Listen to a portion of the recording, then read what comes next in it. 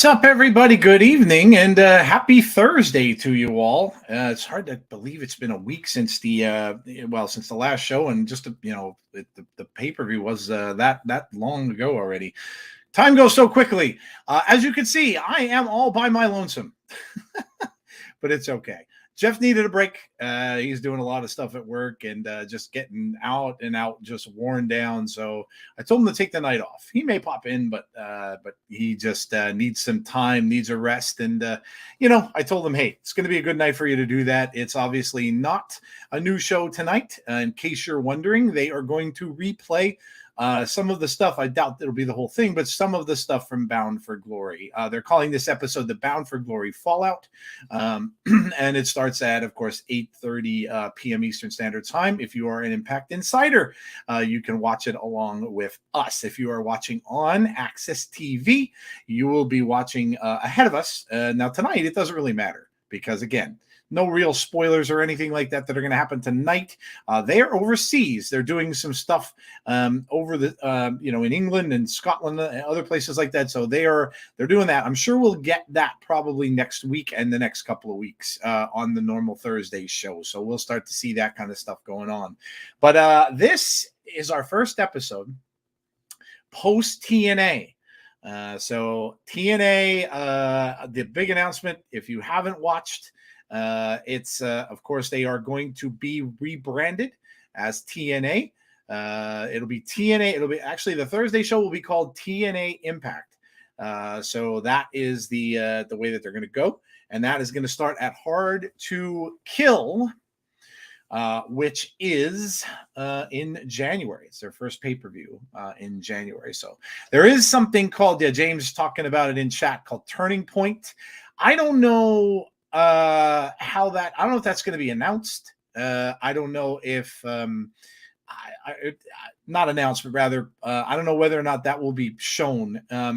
And if it is, it could be at a weird time for us, because a lot of times overseas stuff is very, very different times than we have. They're normally not prime time here. They might be like in the afternoon at 1 o'clock or so, like Crown Jewel, or it might be, it might be later at stuff. So we'll have to see. I don't know exactly how that one's going to work, or whether or not we're going to be able to do that. I'm hoping we could do IPWF when that happens. But again, it's going to depend on what time they're going to do that too, as to whether or not we're going to be able to do it. I hope they're going to make that one like a prime time one, but we'll see.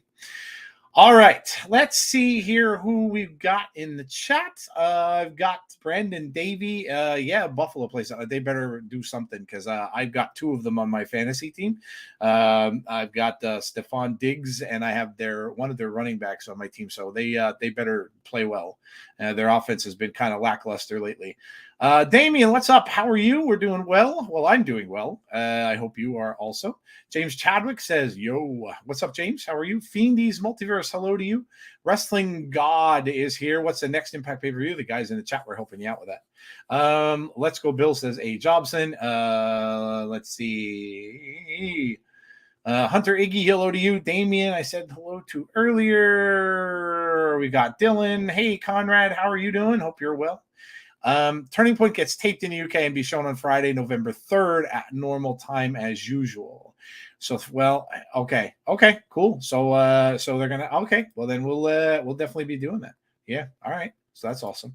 Okay, awesome. So there you go. So we'll have one more. We'll have a Turning Point that we'll be able to do. That's looking interesting. I think they have Deonna Purrazzo and Trinity, I think, going up against each other one more time. If she loses, I think there's a stip where she cannot challenge anymore for that title, as long as Trinity has it. So it's kind of Deonna Purrazzo's last chance. And if you happen to see the tag team match, the women's tag team match, I hope you did. They did show it on their channel, and it was really good. It was a really good match between MK Ultra and, of course, Trinity and Deonna. But it looks like we're going to get a program building with Trinity and Deonna Purrazzo. So maybe Trinity cost that shot by Tasha Steelz, which there might be, not Trinity and Deonna. I'm not saying Tasha, but Tasha and Deonna, of course. But maybe she'll get cost that title as well. Gail Kim, yes, is special guest referee. So yeah, that's awesome. So that should be good. Well, that's good. I'm glad we could watch it. Awesome. Hello, Derek Fleming. What's up with you? How's it going? Hope you're well. Again, this is it's gonna be a very different stream tonight, because nothing really new, unless they decide to do some promos and stuff, but I don't know. Of course, they were flying overseas and stuff like that, so I don't know how much of this we'll get, or how much of this we will have that will be anything new. It's probably going to be mostly just the highlights from Bound for Glory, so which is fine. It's cool. We'll hang out, we'll chat, we'll talk about different stuff. Try to keep it, of course, within the realm of Impact, but hey, we go off on tangents before, right? And I'm sure we'll do it again.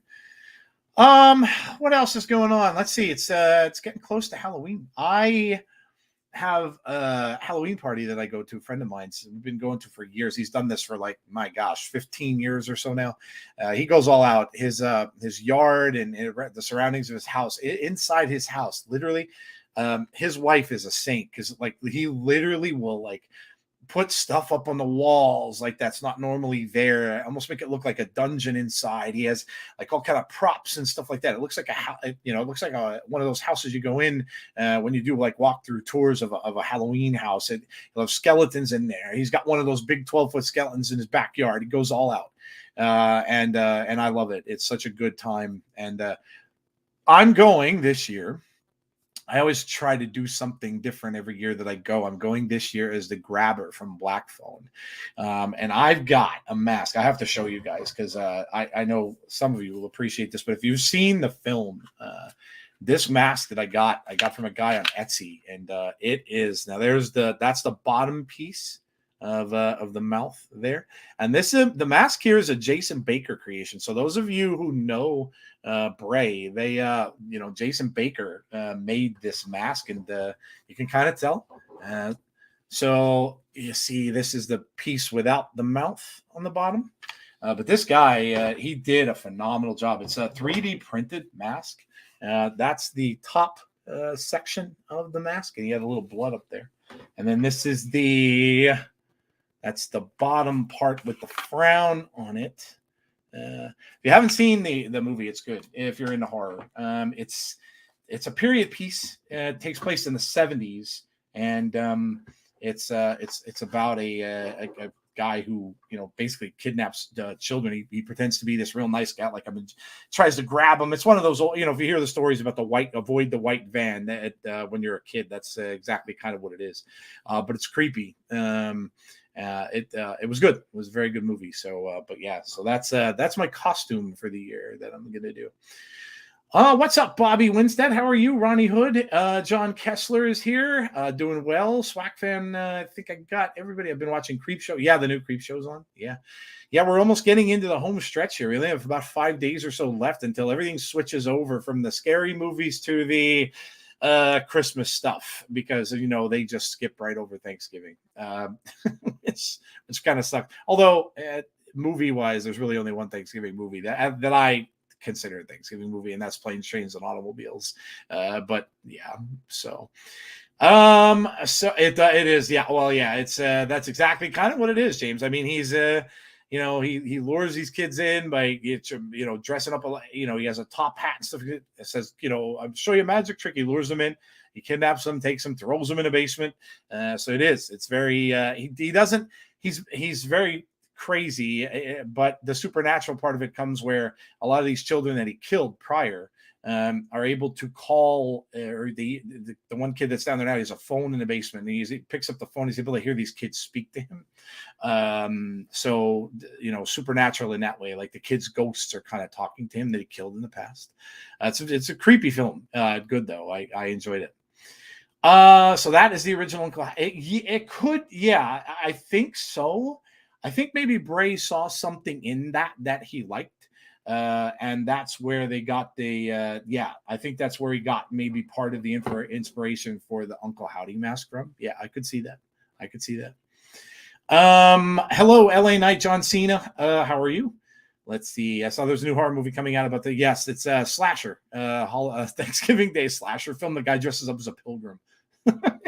I'm sure I'll watch that. I watch all the slashers. Five Nights at Freddy's. If you've played the video game, that comes out, I think, tomorrow. It's going to be in theaters. It's also going to be out on Peacock, so you can watch it, stream it simultaneously. I'll check that out. I've never played the game, but I know my daughters grew up with that, so I'll check it out just to watch it. I like those big animatronic things. I think it's almost like they took the idea from oh my gosh, from Chuck E. Cheese, with the big animatronic bears and stuff and the animals that attack people. So yeah, I'm sure I'll check it out. Bonkers is here. Hello, Bonkers. How are you? Hey, Michael King, how's it going? What's up with you? Hope you're well. So it's going to be very, very different type of stream. Like I said, very, very nonchalant, not anything real serious tonight, because there's really not going to be anything. If you did come out and watch Bound for Glory with us, it's going to be a lot of Bound for Glory that you're going to see. And I don't even get, we're going to get some tremendous matches. That Speedball Mike Bailey match and Osprey match is going to be replayed, and if you didn't see it, then, and this is your first time watching, then that's cool too, because you're really going to enjoy some matches. Those pay-per-views are a little expensive, so I can understand that, you may not be able to foot the bill for that. So you'll be able to see some of them, and that Osprey and Speedball match, and chat, you could tell me what you think.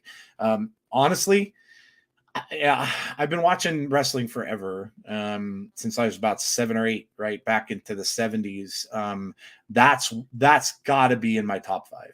it's got to be in my top 5. And I probably could argue it's like top 2 maybe of matches I've seen. Ever see The Car? Love that movie, Bobby. Love it. One of my favorite old time. I loved late 70s horror films. They were very creepy movies. And yes, that's one of my, I have that on, actually own it on DVD, I think, because they didn't even have a Blu-ray. No, I may have it on Blu-ray. I can't remember, but yes, that's a great film. I want that car. Interesting little note on that. The man who Chuck Barris, I think is his name, the guy who designed the Batmobile, the 60s one with Adam West and Burt Ward, the Batman TV series, he made that car. It's a Lincoln Continental mixed with something else, and I can't remember off the top. But there was a show called, I don't know if you've ever seen American Pickers. They went to see him, and they were in his garage, and they were looking, of course, at the Batmobile. He also did the Munsters car for the Munsters show. And they walked past, and I could see, like, behind them, the car was sitting there. I'm like, oh my God, I would love to own that. It's such an intimidating looking car and do you know what that really was, Bobby? That movie was technically Jaws with a car. That's really all it was. It was like taking the shark and making it into a car, and technically that's just what it was. I love the ending and stuff of the movie, but yeah, if you've never seen it, 70s movies, some of them are creepy. That one was, as a kid when I watched it for the first time, probably when I was maybe about 10 or so, a little bit of a kind of creepy movie. So yeah, I like it. It's one of my favorite ones. Wish somebody would do the soundtrack for that, because I would buy it. Let's see. I will never think about Thanksgiving the same again. They're showing the main event as well. Nice. Yeah, Josh and Alex Shelley. Yeah. No, there were so many great matches on this show. Our clocks go back an hour. Oh, do they go back this weekend? Oh, that sucks. I hate that time of year. I hate it. I hate it when, like, I get out of work at 5 p.m. and it's dark. It's pitch black when I go home. I can't stand it. I don't really know. I get the origins of daylight savings time. I mean, you guys may not know that came about because of farmers primarily. They want it to be lighter earlier in the morning so they can go and do their stuff that they need to do outside. And that was kind of why that was made. And there was even a vote put through to get them to switch that. I think it was maybe about 9 or 10 years ago or so. And they decided they declined, and because there's honestly really no reason to have it anymore, but they declined to do it. And when some people asked around as to why they did decline, the answer was, I found this to be funny because I work in retail, but the answer was that people, when it gets darker earlier, people get depressed. Okay, because it's black out. You like the sun, you like to see the light later and stuff like that, and they get depressed, and that leads them to spend money, to shop more. I don't know if that's true, but someone must have studied that, and that could very well be why they voted against it, because a lot of these big corporations, of course, like the one I work for, like to earn money, and they like to get people to shop, especially around this time, Black Friday coming up and Christmas and all that good stuff. They want people to spend, so that could be why. And I don't know, maybe that's one of the reasons. But by the way, you want to know how much a glutton for punishment I am? This is my 38th. Yeah, 38th Black Friday working in retail. 38 I've been through.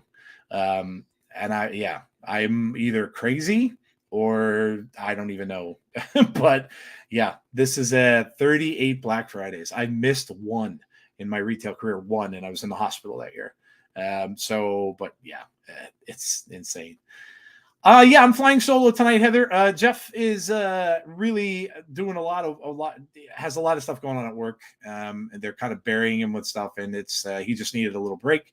And then once we found out that this wasn't really going to be a new show, then I just told him, I said, dude, just take the night off. There's no real reason for you to be on. It's no new content. So I've been watching Saw Marathon all day. Nice. I didn't see the new one yet. I will at some point, but I didn't see the new one yet. Hi, Michael King. I think I said hello to you or said our clocks go back. So basically, we're getting Bound for Glory. Yeah, it's basically just Bound for Glory stuff. I think, unless they have, like I said, I don't know. They might do some promos in between. I'm not sure, but yes, it's basically Bound for Glory. Christine was cool. Yeah, good movie. Yep, good movie. Yeah. Let's see. Hi, Heather. By the way. Quicker it gets dark, the better I can get sleep. uh, Heather says I've been better. Have to go to Vanderbilt tomorrow and get a couple of tests run. We'll be so. Oh man, I feel your pain. I am. I'm gonna be having like a big surgery done. I can share with you guys. I don't care. You're like family anyway. I'm going for they call it bariatric surgery. It's technically like weight loss surgery. I'm gonna have that done. I decided. It's a major lifestyle change. And I had to go and get clearance from like a lot of places. So I had to go and get, you do to get everything tested because obviously they want to make sure that you're okay to do it before they go ahead and do it. Make sure your health wise is okay because they, if they, God forbid, something happens, they get sued. So I just went for a stress test, a hard stress test. I've never had one. I've had other things like X-rays and all that kind of stuff, but I've never had one of these. And they gave me because I have my one knee, I have osteoarthritis, so you can't do the treadmill thing when you have that. So they make you walk a treadmill, basically get your heart racing. And I end up having to have the injection one. Oh my God. It was like, it was the worst when they put this stuff inside of you and they inject you with this. You could just kind of feel it climb up your arm. It comes into, and you feel just like you get completely flushed. Like if you're, all the blood just rushes to your face. And my face just got really hot.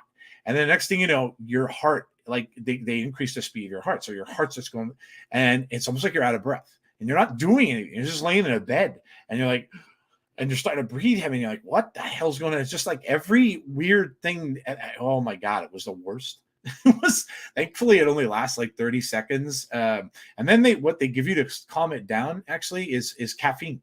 And you would think that'd be just the opposite. They give you a soda to calm this stuff down or whatever it is. And then they take pictures of your heart. But yeah, that wasn't pleasant. I'm just glad everything was okay. They didn't find anything, so it was good. Always good when you go for tests and they don't find anything. So I still have to do a lung one now. I have to go to a pulmonologist and see them. And then if that passes, I'll probably be getting the surgery sometime next year, early next year, I would guess, January, February. And I'll be, you're there for a day. You're in the hospital for a night, basically. And then after that, they let you come home. But your whole life changes because the way you have to eat is extremely different. Like you're on liquids before and straight liquids pretty much after, and then you graduate to like pureed food, and then you go to when you finally get back to eating whole food. But when you go back to it, you're eating so little. It's like a cup and a quarter, a cup and a half of food. And that goes for a certain amount of time too, because your stomach's basically so small. So yeah, it's going to be a big lifestyle change, but I'm not getting any younger, and the knees and stuff like that's bothering me now, and hopefully that'll help me to get rid of all that, and I'll be able to do some things and go some places and stuff like that I wouldn't have been able to do before. So I'm excited about that, and it's going to be a new venture, and yeah, so. Deanna Prazo liked my tweet about the nice, dude. Nice. I don't think we've ever gotten, we might have gotten a few likes from Deanna. I don't really remember, but that's cool, dude. We got a like of Tasha Steele's put a picture out of herself earlier. I don't know if you saw it. And she was talking about the way she looked in the picture, which was gorgeous. She looked really, really good. And I just put a little comment underneath for insiders that said fire. And she liked the tweet. It's always cool when they do that. Oh, wow, that's rough. TMI, I have diagnostic mammogram tomorrow, the one I had last week. Oh, man. Well, we'll keep you, obviously, in our thoughts and prayers for that, Heather. Hope that all ends up hope that works well, or works out well for you. The road to total nonstop action wrestling begins tonight. Yeah. And it started already. The first signing. And this was so cool. You guys all know that the thing about PCO that we've been talking with, how we DM'd him and stuff like that, and talked about the Tassie kitchen sink thing and stuff like that. Well, now he sends us things, which is amazing. He sent us that post before the post went up on Twitter, about him being the first to sign with the new TNA. So PCO is the first signed contract under the new TNA, which is awesome. I'm so glad they brought him back, which probably means he will finish his career with TNA. So that's awesome. Love Tasha. The not getting any younger thing. I hear that. Yeah, you get pains and aches everywhere sometimes, and you don't know where they're coming from. I'm pretty spooked. Can get all the good vibes I get. Yeah, everybody keep Heather in your thoughts and prayers, please. That's a scary, scary thing. So please do that. Hello, Kevin Davis. Was good. Was good. I worked a little bit, and now I'm here. Heard about the PCO thing, and that's awesome. Yeah, I'm excited that he's back, and I'm excited that they brought him. So, all right. So that said, what we've got coming up, Sunday we have Between the Ropes. Jeff and I will be here with Between the Ropes. We try to do that every Sunday if we can, as long as there's not something else going on a Sunday, like a big pay-per-view event or something like that. So, so we'll be back for Between the Ropes. We'll talk on Sunday. That'll be a little more candid. We kept it pretty much last week. Well, I couldn't make it last week. I was there, but I was there in audio only. But this week it should be more like the usual show. We'll probably have some grievances. Well, I've got a grievance. I just got into like an argument with some moron on Twitter. I'm not even going to mention the podcast name, but was arguing with me about the whole CM Punk thing and not having a 90-day compete, blah, blah, blah, blah. He was just going back and forth. I have a lot of info about 90-day compete stuff between the business I'm in now. And I know people that are lawyers, that are employment lawyers. So I know a lot about 90-day non-compete and about non-compete stuff and all that. I read up on a lot of it because I left the job where I could have been, where I was under a non-compete. So I he's arguing with me, telling me, oh, blah, blah, blah, blah, and just going back and forth. I blocked him finally. I was like, yeah, whatever. I think he was calling me bro too. I think he thought he was Vince Russo. He's like, yo, bro. I think he was trying to be Vince Russo, but whatever. I wasn't going to sit there and argue with him. It's one of those stupid things he's probably just a big CM Punk fan. And I don't know, either CM Punk or AEW, one or the other. But anyway, yeah. Before January 2024, do you and Jeff think you may do some old TNA show watch-alongs to prepare for the return? We could. It's something we could think about trying to do. Yeah. I mean, we're always open to doing different stuff. The one thing I think what we're going to probably do, and Jeff and I end up talking about it, is we are really invested, of course, in Impact. And as far as I know out there, and people could tell me different, but we, at least on YouTube, maybe there's some on Twitch or whatever, I don't see too very many people that are out there doing watch-alongs for Impact Wrestling, at least over the past 3 years. So I know, and C Wrestling has shared with us and stuff like that sometimes, that we are we're the most looked up channel for Impact watch-alongs and things too. So that's pretty cool. But we may do a bit more of a focus on Impact, with our channel. What I mean by that is, we may scale back on WWE to just like big event pay-per-views. We'll see. We'll see. I like both, so it doesn't really matter to me. But if we're going to start doing some more Impact stuff, I don't know. It's a weird thing because Tazzy does a lot of the WWE stuff too, and I'm not saying we're going to stop. I mean, I'm still obviously Royal Rumble, WrestleMania, like the big shows. But we'll see about that. But I think we want to get a little more focused on TNA and on Impact. And then the other thing we're going to look into too is NWA, when we get details about that, when that's going to be, and when what time it's going to be on and stuff like that. Yeah, I know, James, that gets on my nerves. That really gets on my nerves. Listen, I don't care what anybody does. It's their life. It's their right. They could do whatever it is they want to do. What James Chadwick's comment was that they're all coming out of the woodwork now. TNA is jumping back in the bandwagon. Yeah, I all that does, and I don't understand it. These creators have to know that they just look like they're bandwagon jumpers. They just look like they're in it for the money. That's all they look like when they do that, because that's exactly what it is. They're just jumping on a bandwagon that they would not have given two looks to. Let's face facts. A lot of them we saw around when Kenny Omega was on Impact, right? All of a sudden, boom, here comes all these content creators out saying like, oh, yeah, look, I'm going to watch. They couldn't probably have told you three people on that show except for Kenny Omega, or knew who the hell they were, unless they were ex-WWE people or something along those lines. And yeah, that's going to happen. I don't get it. I can't, and I guess, I don't know, maybe that's probably why we'll never be a million sub channel or 50,000 sub channel. I don't sacrifice my principles when it comes to things. If I like something, I like it. That's just how I am. And that's how Jeff is too. And that's why we're good for each other, because we like something, we like it. We enjoy what we enjoy. We do things that we enjoy. We don't do things because it's going to get us more money. That's not how we are. And so I think that's what makes us different as well. Because when you're a content creator and you're a money, all you're in for is money, that's what you're going to do. You're going to see, oh man, look at this now. TNA is coming back. Ooh, I'm going to go do stuff for that. And it's totally transparent. Anyone can see through it. The only ones who won't are kids, like some younger folks, maybe, that are watching wrestling at 11, 10, 11 years old, that they don't know any better. But the people who are business savvy, and you could see it, you're more aware of what's going on. You're going to know. You could tell that people aren't genuine. You can tell that they're doing things because it's just a way for them to make more money.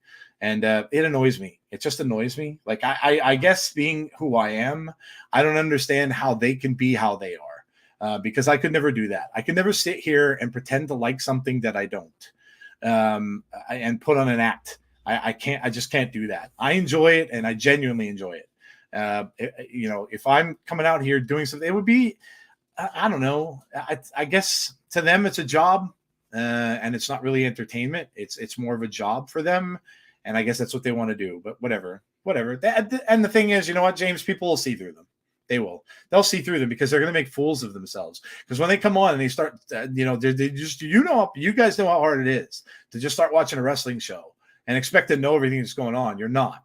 So you're going to come in. They're going to know a few names, like they'll know Trinity, a couple other people that maybe were ex-WWE people and that kind of stuff. But when they see other promos, they're not going to have a clue what's going on, and they're going to look bad. They're going to look stupid. And hey, you go for it. Go for it. That's all I could say. Now I need to see if I can stream the CW. I'm smart. I think YouTube TV has it. Oh yeah, they definitely do. Because I get it on there. Because I watch what do I watch on there? Superman and Lois. So it's, yeah, I know we can definitely watch it on YouTube TV. Robert Cortez, TNA. Especially after they've been shitting on it for years. Yeah, some people have been. You know what I noticed is a lot of the stuff with Tessa. When Tessa was around, some people were doing some stuff with Impact when Tessa was around, and then all of a sudden, when the whole Tessa thing was, we're done with this. We're done with this. We're not watching this anymore. This is garbage. Yeah, whatever. 60 days until. Oh, don't rush it, Brandon, please. Rush it. It's not even Halloween yet.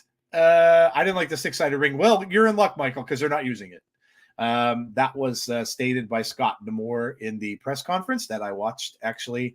Yeah, there is going to be no 6-sided ring, and the reason why he stated that was the case is because too many wrestlers get injured in it.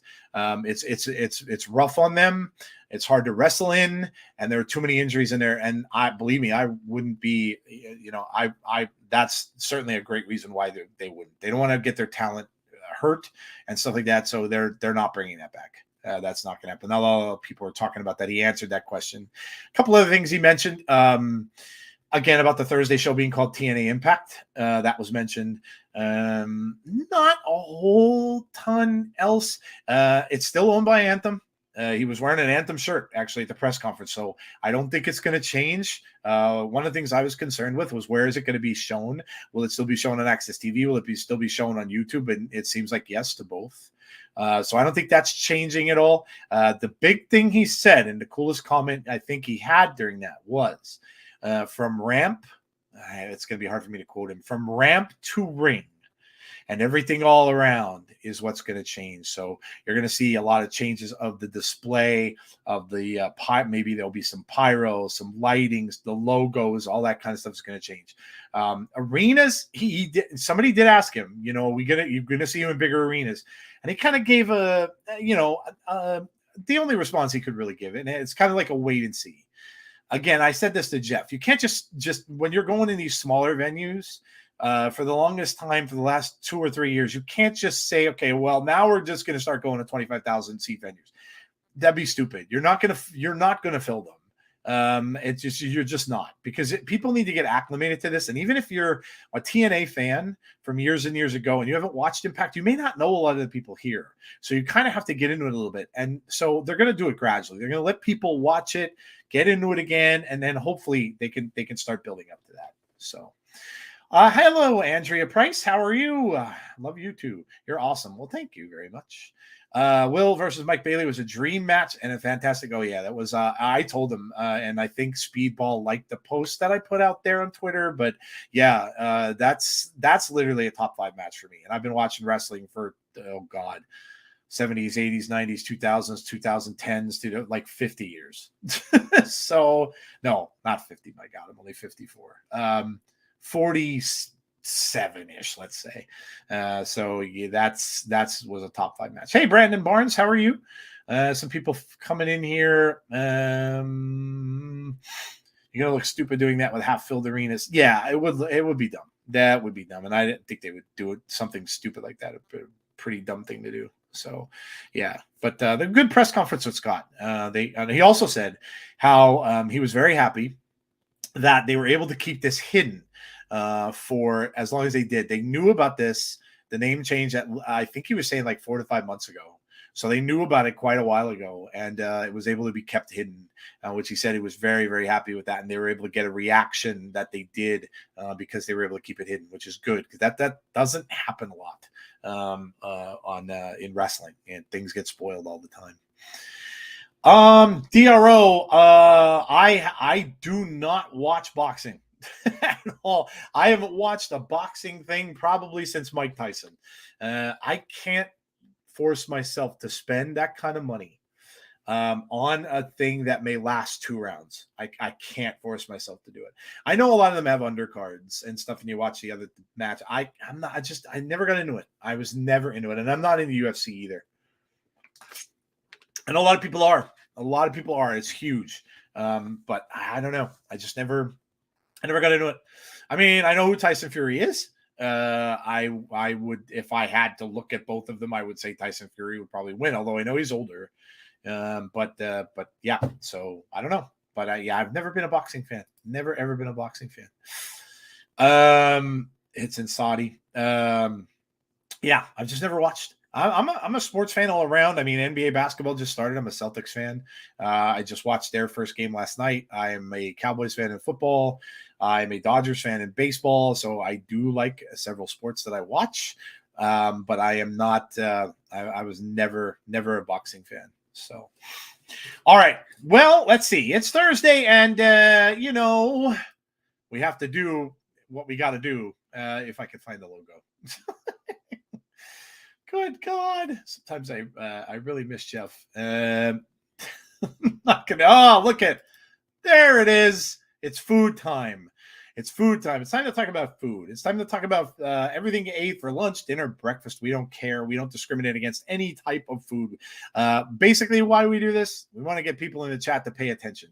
Everybody will wake up when they're hungry. When you feel hungry, you're not tired, you're not sleepy. You just want to get up and eat something. So let me know, what good did you have to eat today? Let me know, and of course I'll shout it out and get everybody else hungry. Good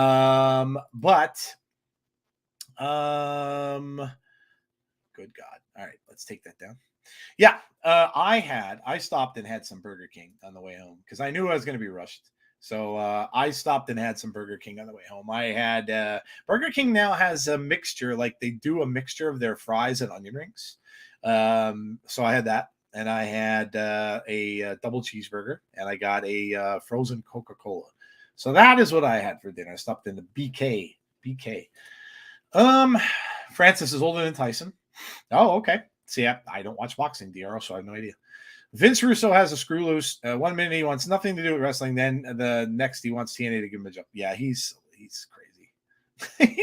he's a character. He's a character. He's been on Busted Open a bunch of times lately. Listen, I heard his talk about what was the last thing he went on a rant about? Oh, about Tony Khan. And a lot of the stuff that he went on a rant about, I kind of agreed. I kind of agreed with. He was saying things that kind of made sense. He was saying that Tony should, let the talent do the talking. It was kind of the topic of it, I guess, and it's kind of true.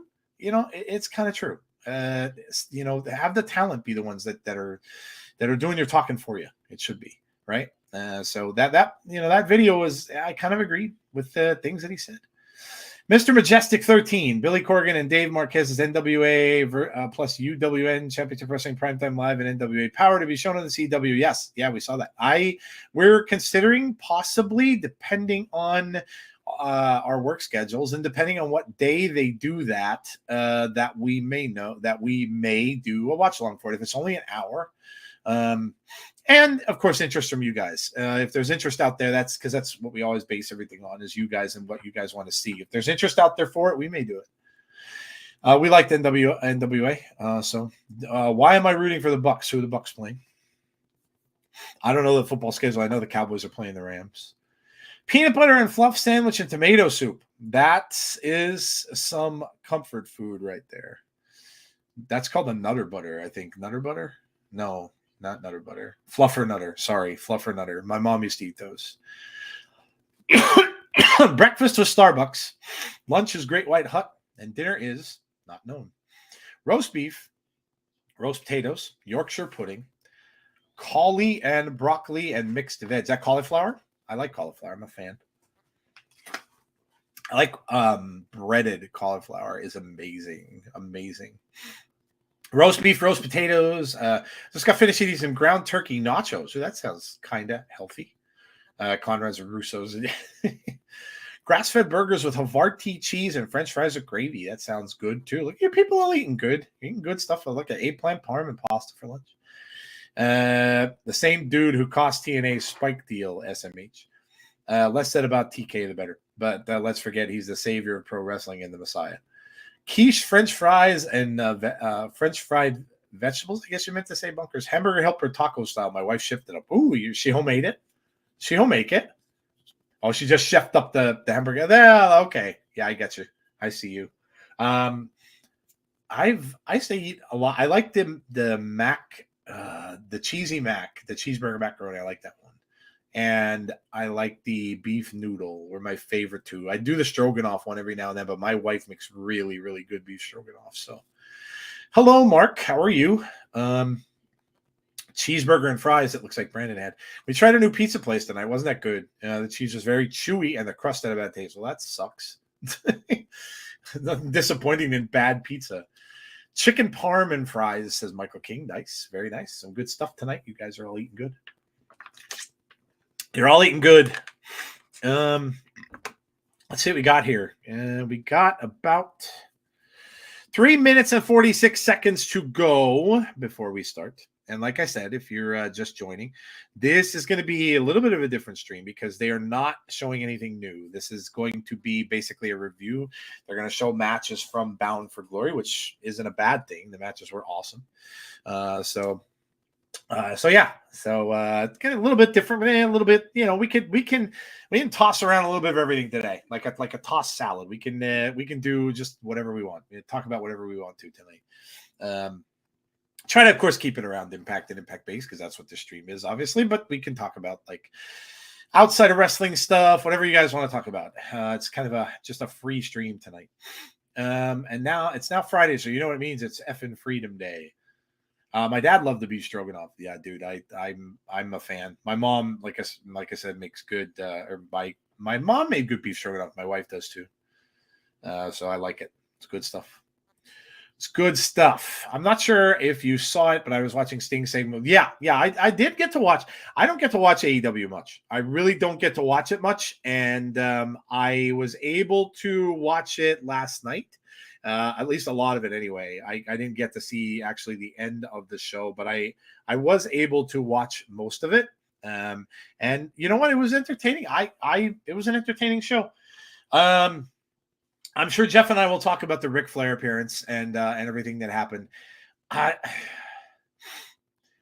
Let me just say this: Ric Flair is he's a Mount Rushmore wrestler, and he always will be.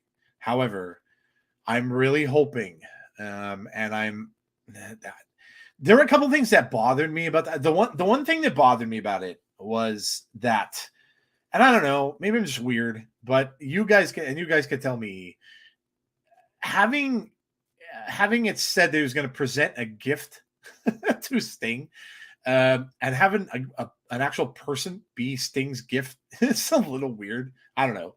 It just was like, oh, right? Oh, it was like I don't know. It just was, but I mean, and whenever Rick comes out, it's an amazing time. And Rick and Sting have such a big history together. So the fact that, and Sting, when he saw him, genuinely, like, you could kind of see Sting like marked out a little bit. It was a cool moment. It was a cool moment. And the only thing I don't want to see, though, and please, I hope this isn't the case. The fact that Rick is going to kind of be the guy who's going to follow him around. He was just going to say, oh, I want to be involved. So if he's going to be kind of like hanging with him, I don't want to see, please don't let it be that it's going to be Rick and Sting. Please don't let that be that match, because ugh. And I know Rick has been saying he wants one more match. He's been talking about that. I want to do one more. I want to do one more. Please do not let it be Sting and Rick. Yuck.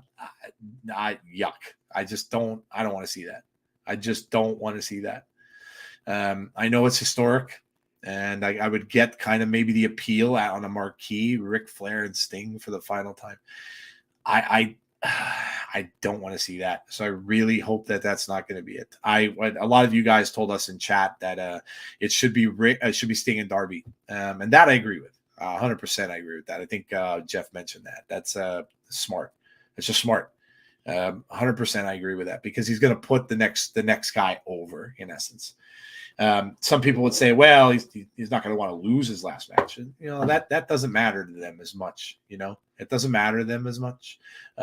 He's been there with Darby this entire time. What a better way to send Darby off than to put him over, which would be an amazing thing for him to do. So I don't know. I guess we'll have to keep our eyes on it, right? We'll have to continue to just watch and see what happens. I just don't want it to be Rick and Sting. That would not, I don't know. That would be, James mentioned a car wreck. That would be a car wreck. That would be a car wreck. I don't want to see that. I don't know that anyone does. I don't know that anyone does. So they made such a big deal about it being something new and something that's never been done before in the history of wrestling that it's Rick. Cocaine is strong shit. Ric Flair doesn't need to wrestle. No, I agree. Listen, some people, and I get it. I've been fans of celebrities a lot my whole life, right? I've been fans of celebrities my whole life. I've been a big Kiss fan my entire life. Those guys, they're not great musicians by any stretch of the imagination, but they are iconic. They've made so much money, and they are icons, like it or not, whether you like them, whether you didn't. But they, they're even at a point now, right, where they're doing their and they've said they're gonna, this is our final concert, this is our final one, and then they keep doing more. Well, this is it, right? That they're playing in Madison Square Garden, and hours from where they started and stuff like that. Their final show. But I watched some of the highlights from it, and it was cringy. I couldn't watch it because Paul Stanley couldn't sing. He's 76 years old. I mean, these guys are 76, 77 years old. They're parading around in armor. They're up on a stage in armor and makeup. I mean, that's like seeing your dad do that. So the fact that they're even doing it is amazing, but it gets to a point where it becomes a train wreck, and you just can't watch it anymore.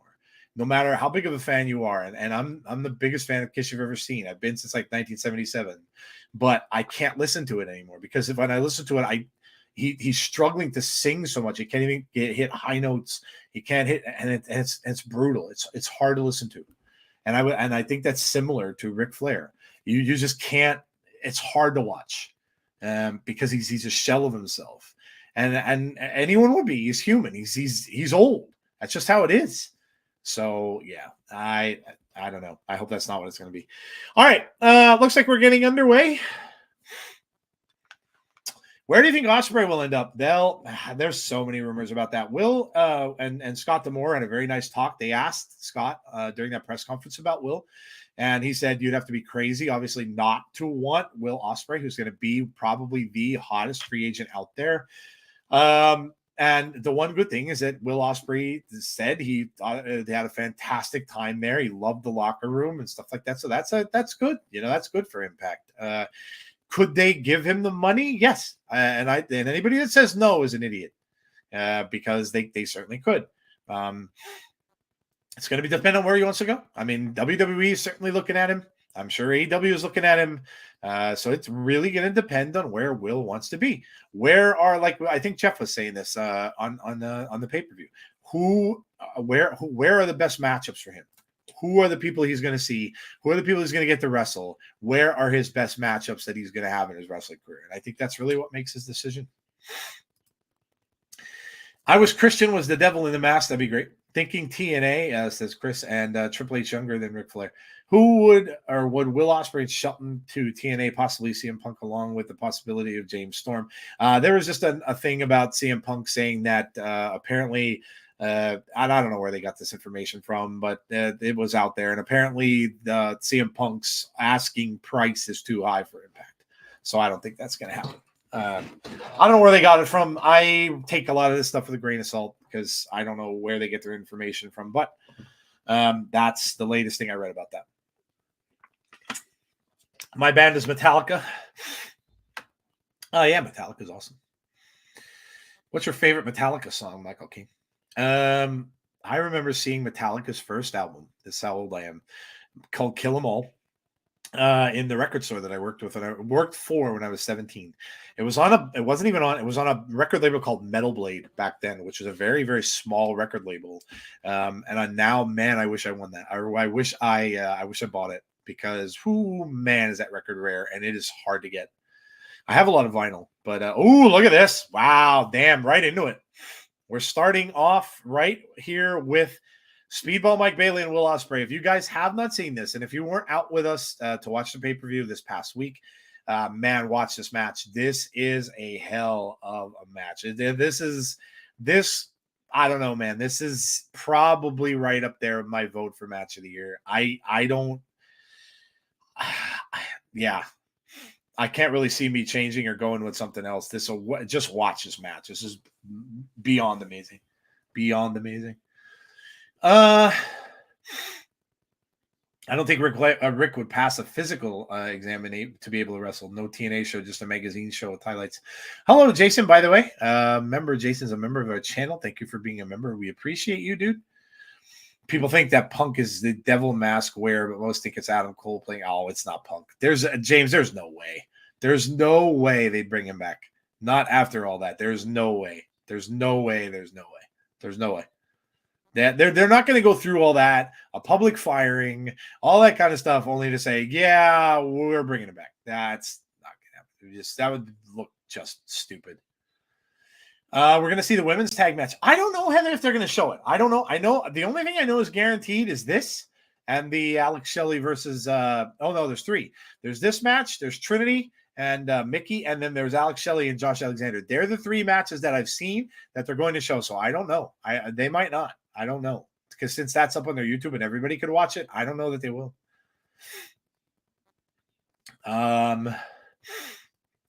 Hey yo, Chris William, Wilhelm, how are you? The women's tag team match was great. Yeah, I'm 98% certain he's WWE bound. Ah, man, James, I don't know. I can't agree with that.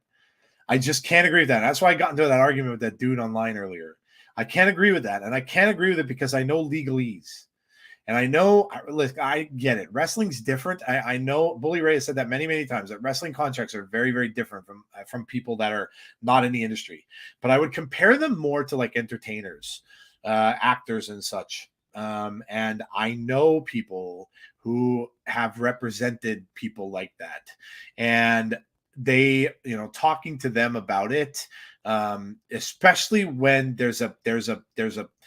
the person is let go in not great terms. It always depends on negotiations, right? And what one party gets from the other. But I highly doubt, and I think I speak of this because of I know, all right, because I'm thinking of Tony Khan and just I don't know. Maybe it's assuming too much, but I'm thinking of him, and I'm thinking of him really wanting to make sure that CM Punk doesn't jump ship and go to another wrestling show in 3 months, which would lead to some embarrassment. A little bit, right? A little bit. And especially if he ends up in WWE like a couple months later, that's not a good look. And I think that he would want to avoid that at any cost. And thus, that said, I would think that it would have been in his contract that I'm sorry, but you are not going to another wrestling promotion for as much as I can hold you back from that. And if it's 90 days or if it's whatever, but I would almost bet, I'm 90% that he's got a non-compete.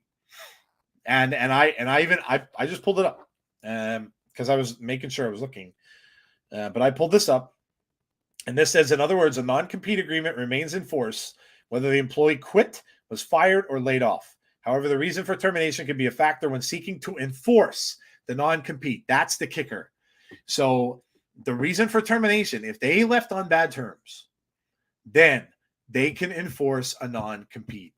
And thinking that Tony Khan is who he is, don't think he would allow him to walk into WWE in a short amount of time after leaving AEW. Maybe I'm wrong. I could be, but I just don't think so. I don't think so. Especially in his hometown of Chicago. So I don't think so. Yes, you can, James. I just read it. Yes, you can. You absolutely can. Yes, you absolutely can. I just read it for you, dude. This is all over. And like I said, I've got this from some lawyers and stuff like that I've asked. Is my non-compete agreement valid if I am fired? Non-competes are still valid even if you're fired from your job. Yes, you can. I also know this because I had to look into this because I left a job at a cellular company to go to another one. I couldn't tell them. I had to lie. I could not tell them where I was going because they could have enforced. Now, they didn't because I left on good terms. But if I was a jerk, they could have enforced that, and I couldn't have gotten that job for 90 days. You 100% can. 100% can when you're fired. You absolutely can. They can absolutely enforce it. Yep. Who knows? Wrestling's different. Wrestling's a different animal. So who knows? Who knows, right? That stuff that I know is real life stuff. This is wrestling. Wrestling's different. It's their contracts, like I said, are more like entertainers, like actors. Although the actors and stuff, as we know now, the actor strike that's going on, everything, they're represented by a union and much, much different. Union rules are much, much different than regular people rules. So Bailey with a stiff kick to the side of Ospreay, and Ospreay goes down. This is such a tremendous match. Who knows? We'll see, I guess. The only way we'll know is once Survivor Series rolls around. I know a lot of the talk was going on about it today because Punk finally made a comment, and God only knows. It's like we used to have a commercial when I was growing up called E.F. Hutton, and it was an insurance company, and the commercial used to be whenever someone said E.F. Hutton, people would stop and go like this.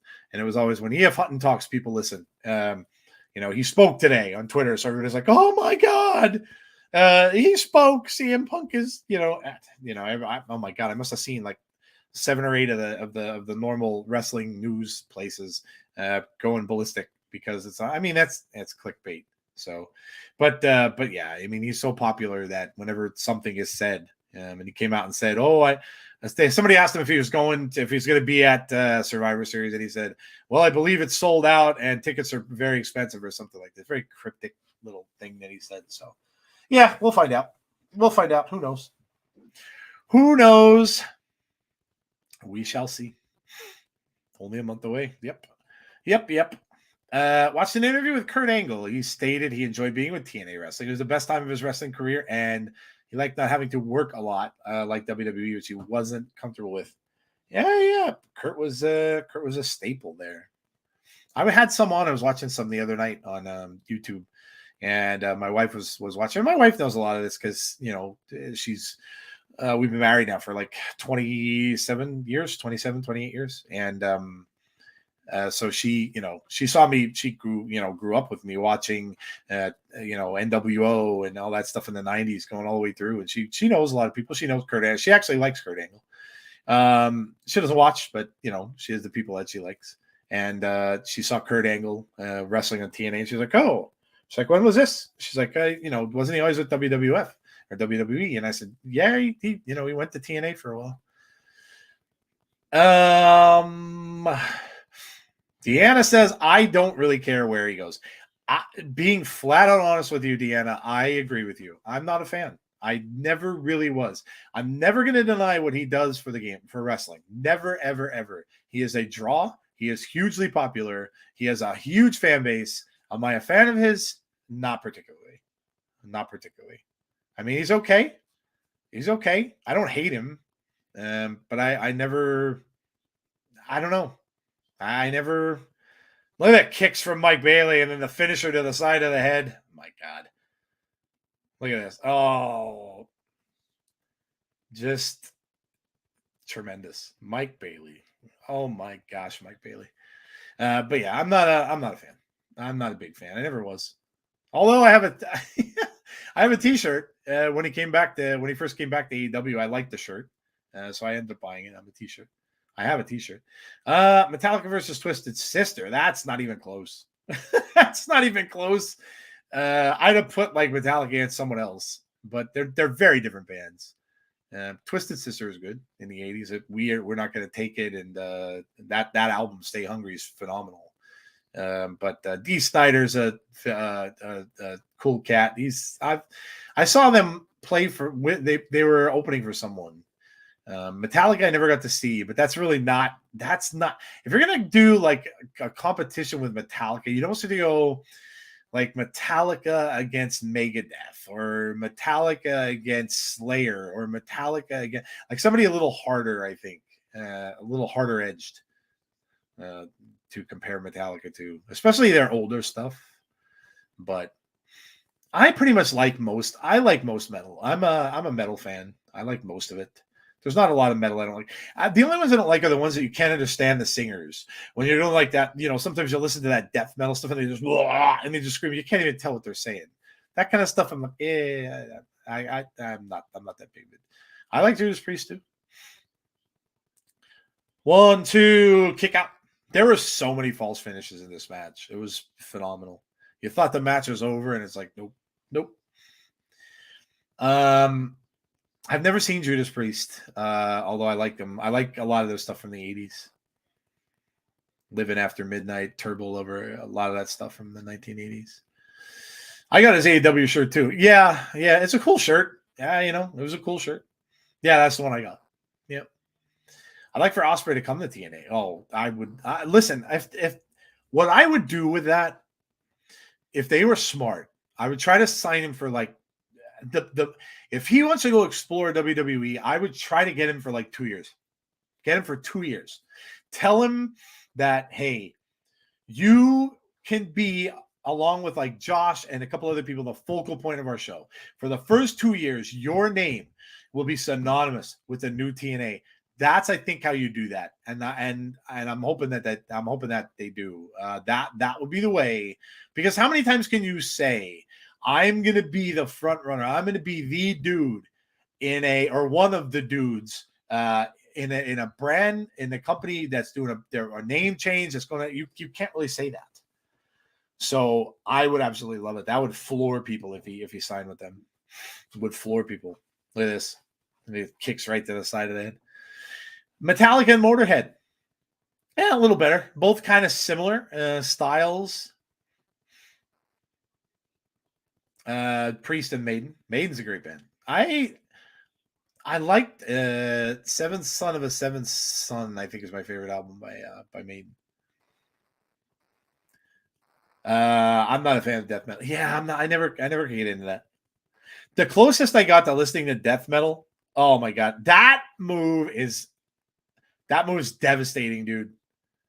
Devastating. And he's cat quick when he does it. Like just boom, done. Like no. Run to the Hills. I like Can I Play with Madness? Can I Play with Madness? I think is my favorite Maiden song. Osprey, Somebody Could Build Around. Guns N' Roses. I love Guns N' Roses' first album. It was a game changer, and you know why it was a game changer? Because they had the F word on there. Honestly, it was. That was why it was a game changer. Because all that whole decade of stuff where Tipper Gore and all that stuff were trying to fight to get albums rated, where they have to put not for kids on a record. And then Guns N' Roses comes along and they're I can remember the first time listening to it and I'm like, oh, and you hear the F word and I'm like, oh damn, there's F bombs on here. This is pretty cool. I mean, I was 18 at the time, so I mean it was cool.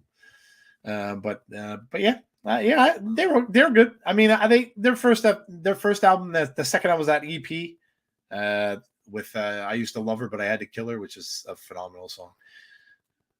And then the third album, The Use Your Illusion 1 and 2 came out. And a couple good songs in there, but then they started getting pretty bad. You Can Build Around Speedball. Yeah, no doubt. Radiohead versus Nirvana. Tell me in the chat, since we're talking about music. See, we're going to get off on tangents. I knew this would happen, and it's cool. Favorite band, favorite song. Play along. Tell me who your favorite band is and what your favorite song is. Tell me. Because I want to see how many people like the older stuff like me and like the newer stuff that I probably won't even hear. You can tell me newer artists, I won't even know who it is. I won't even know who it is. Favorite band, favorite song. God, man. Osprey for his size is just so damn quick. You'd expect it from Mike Bailey. Mike Bailey's a little bit smaller build, but he's I mean Bailey very quick too, but Osprey for a man his size is just so incredibly fast. Look at this. Oh god, but knees up like that. This was just phenomenal. This match was just unbelievable. Drowning Pool, let the bodies hit the floor. Let the bodies. I know that song. That'll probably get us. Won't get stricken for it, but it'll probably get. God forbid you do anything like that on YouTube. Bloop. Nope. Two Live Crew. Yeah, kind of like what that. Yeah, the rappers that came along. That rap was just coming into prominence in the 80s. Run DMC. Another false finish there. I had a Run DMC album. I had a Grandmaster Flash album. I still remember Grandmaster Flash songs. They did a song called New York, New York that I could recite to you. Van Halen, big fan of Van. I'm so upset that I couldn't see them live. I never could see them live. The closest I came was I saw Sammy Hagar and David Lee Roth together on a concert tour, which was the weirdest thing. The two of them, you think they would hate each other, but they toured together. Sammy was awesome. David was forgetting words of his songs. He was probably stone drunk or both, but he was forgetting a lot of. But I really wish I could have. There's bands I wish I could have seen before that. They obviously Eddie passed away, but they're bands I wish I could have seen, and Van Halen's certainly one of them. I'm so happy that Tracy Brooks, Mike Tenay, and Don West were inducted into the Hall of Fame. Oh, without a doubt. Definitely deserving. I hope, Andrea, that Mike Tenay, another kick out, that kick out of two there. That was incredible. I thought it was over. I hope they bring Mike Tenay for the first show.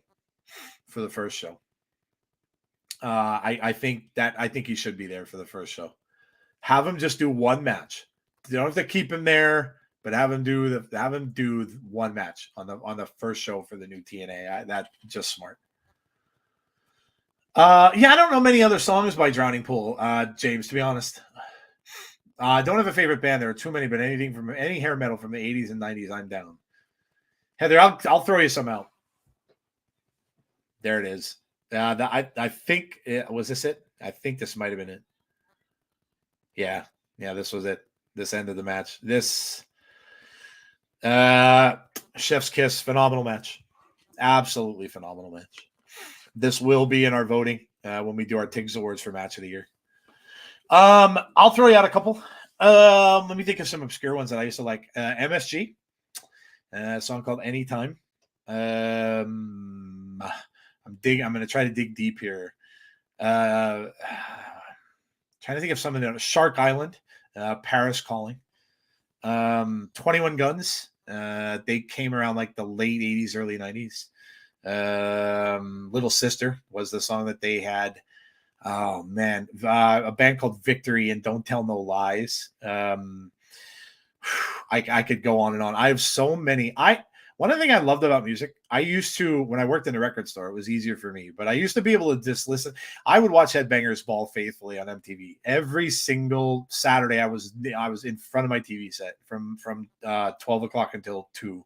And I would find bands that I never heard of before. They'd play some obscure stuff. Now they would play the Def Leppards and the Cinderellas and the Wingers and the Motley Crue, but they played some obscure stuff. And that's how I heard about stuff like Halloween.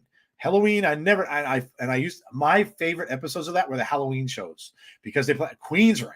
Oh my God. I became such a big Queensryche fan just from seeing MTV. I never knew who they were. And Operation Mindcrime, honestly, probably, if you know how they always say, if you were on a desert island, what albums would you take with you? That's my number one. That literally is my number one album to have with me. I love that album. It was phenomenal. It was absolutely phenomenal. Doors, The End, or Simple Minds, Don't You Forget About Me. The Doors are awesome. Pink Floyd, yeah, dude. Jeff's a big Pink Floyd fan. I am too. I got into them when they put out Momentary Lapse of Reason, Learning to Fly. I offer 3 Live Crew and K Quick, BG James, and Kip James. Genesis. Oh, me and my wife just went to see a Genesis tribute band. They were phenomenal. The guy even looked like Phil Collins. Sadly, Phil can't perform anymore. He's in very, very poor condition. But we saw Genesis also when they did their We Can't Dance tour. So we saw them live.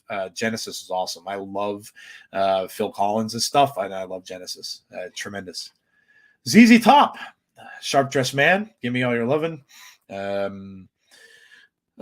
Stages. They did a song called Stages. They did a song called TV Dinners. Yeah, I have a few albums by them. My favorite band is Saliva. Okay. My favorite song is Click. I know that one well. Bryan Adams. That's not Bryan Adams. I think you're talking about Jeremy. That is Bon Jovi. Living on a Prayer is Bon Jovi. Okay, now we're getting all right, cool. They're going to show the Call Your Shot Gauntlet. This was a lot of fun. You're going to see some names that you may not have expected here. And Jake Something and Eddie Edwards started out.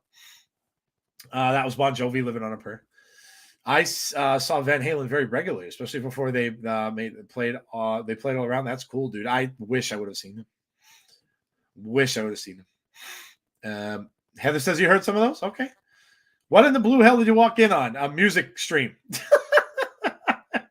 Jeff walked in on a music stream. Hey Jeff, what's up, dude? I hope you're getting some sleep. Go to sleep. Damn it. Get some rest. Headbangers Ball. Oh my God, my favorite show ever. I don't understand why they won't. It must be the music rights, I guess. I don't know why they can't show those anywhere. Somebody taped some of them on YouTube and put them on YouTube, but oh my God, I don't know why they can't stream those.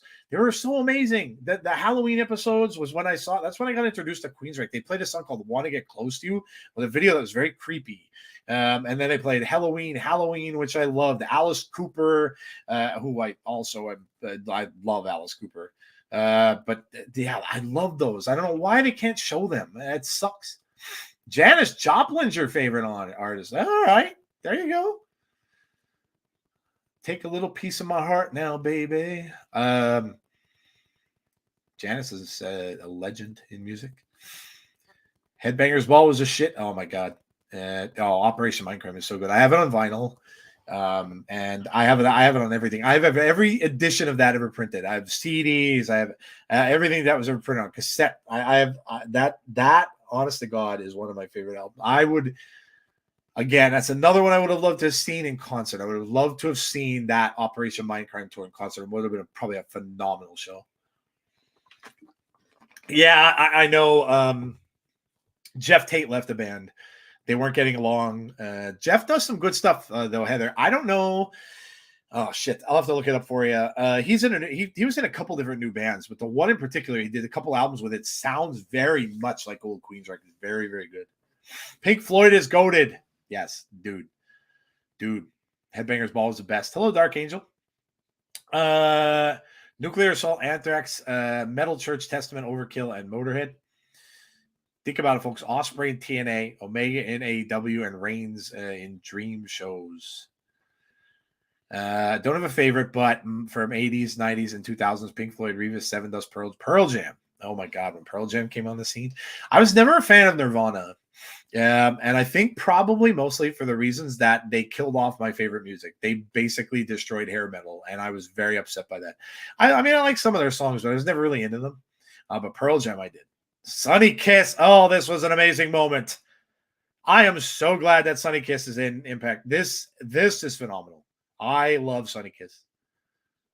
So much respect for Sunny Kiss. An interview I heard on Busted Open. I absolutely love this. Watch this. This is, if you didn't see this, wait to see the interaction with Sunny Kiss and Bully. Fantastic. That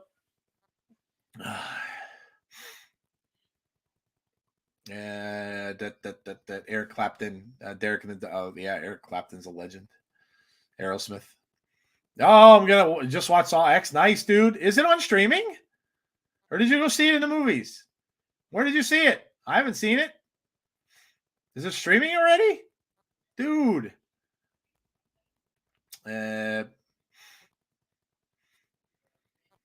He says, I'm tired, need to sleep. Dude, go to bed. Summer of 69. Yes, great song. Great song. This is such a cool interaction. Watch this. Sunny Kiss bullies. Sunny Kiss doesn't know how to react. Like, just waiting for Bully to go off. Then you get this little bit of a smile. And we get a little bit of dancing here. Watch this. This is phenomenal. This is phenomenal. Hate Bully Ray all you want, but this interaction was just fantastic. They look at trying to convince the fans to get Bully into this. And you're thinking to yourself, oh my God, is he just gonna punch? And then watch. This is great. This is absolutely amazing. They're having a dance off. Look at jump up, and now they're doing a little bit of team dancing. Kind of like Dancing with the Stars. I love that. That was awesome.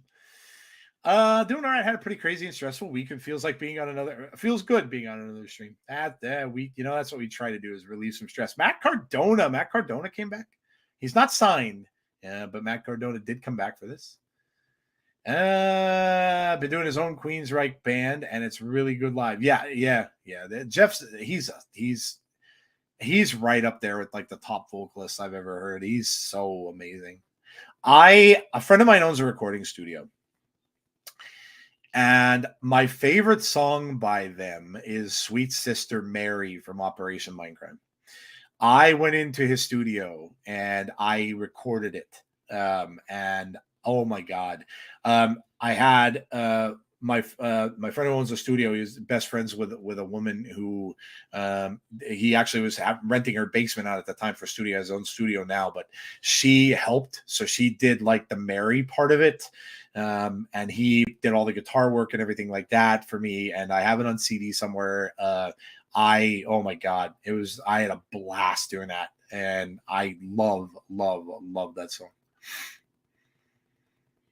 Watching football. Foreigner was my jam. Foreigner was good. Streaming on Amazon. Oh, you bought it. Okay. Nice.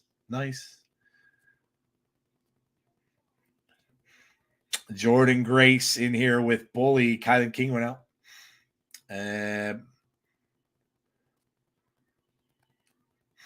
It's going to do that with Exorcist. Nope. Nope. I have about 1,700 songs on Apple Music from pop to band. Yeah, that's how I get mine now. I still have a lot of vinyl. I still have like 1,000 records maybe or so. I have the entire Kiss collection, a whole bunch of other stuff on vinyl. But I most of the stuff I listen to is on Apple Music too. Bonkers just naming bands: the Ramones and the Sex Pistols. I want to be sedated. I want to be sedated. We had a music hall called Airport Music Hall back in the day, and now it's a strip club. Is it really? I know some strip clubs down that way. I've never been. I've been to two. I've been to two of them in my life. There was one. I think I was dating my wife at the time, but I went to two with my boss at the time. We were lucky enough to go. It was a seedy little place. We were lucky enough to go though when the women that they had there were a couple of them were going to be in Playboy magazine, so they were very, very pretty women.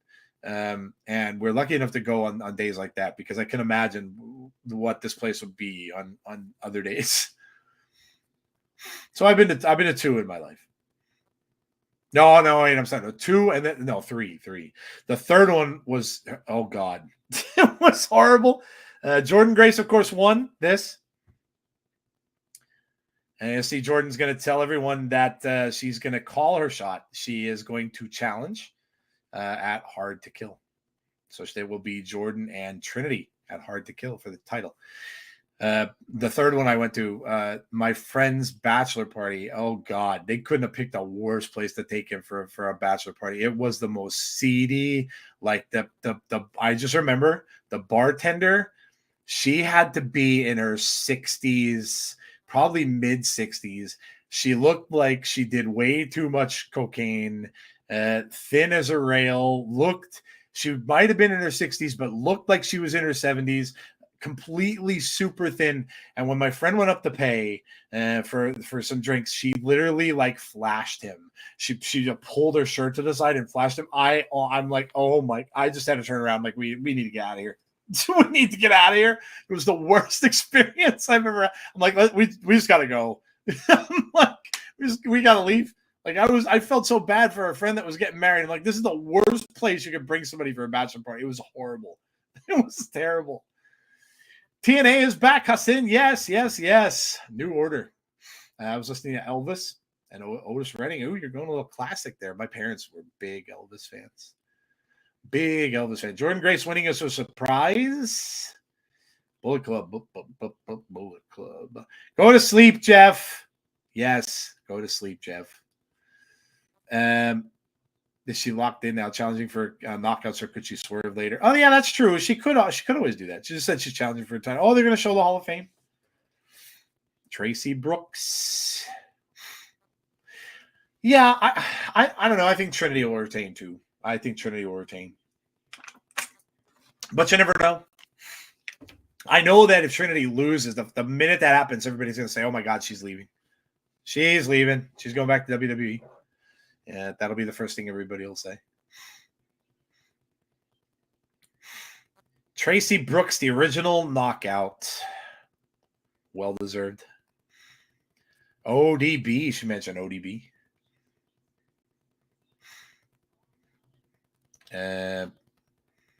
Only club I've been to is in GTA.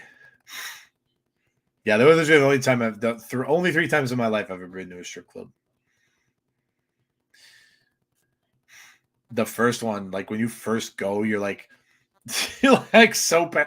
And I mean, I was probably like 22, maybe 21, 22.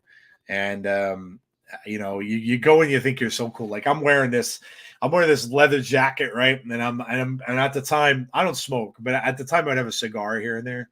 So I'm sitting there thinking I'm cool because you could smoke in those places. And I'm thinking I had the cigar in my mouth and I have my leather jacket on, right? And then they come over to you. Because they'll, of course they dance on the stage, but then they come around and, they would come around and get extra tips, which is smart.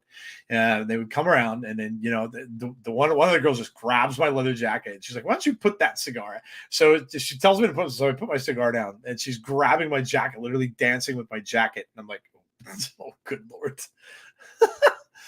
So experiences, folks, experiences. I have Spider-Man 2, and I have not even taken it out of the box yet. I do this all the time. I buy video games and I never find time to play the damn things.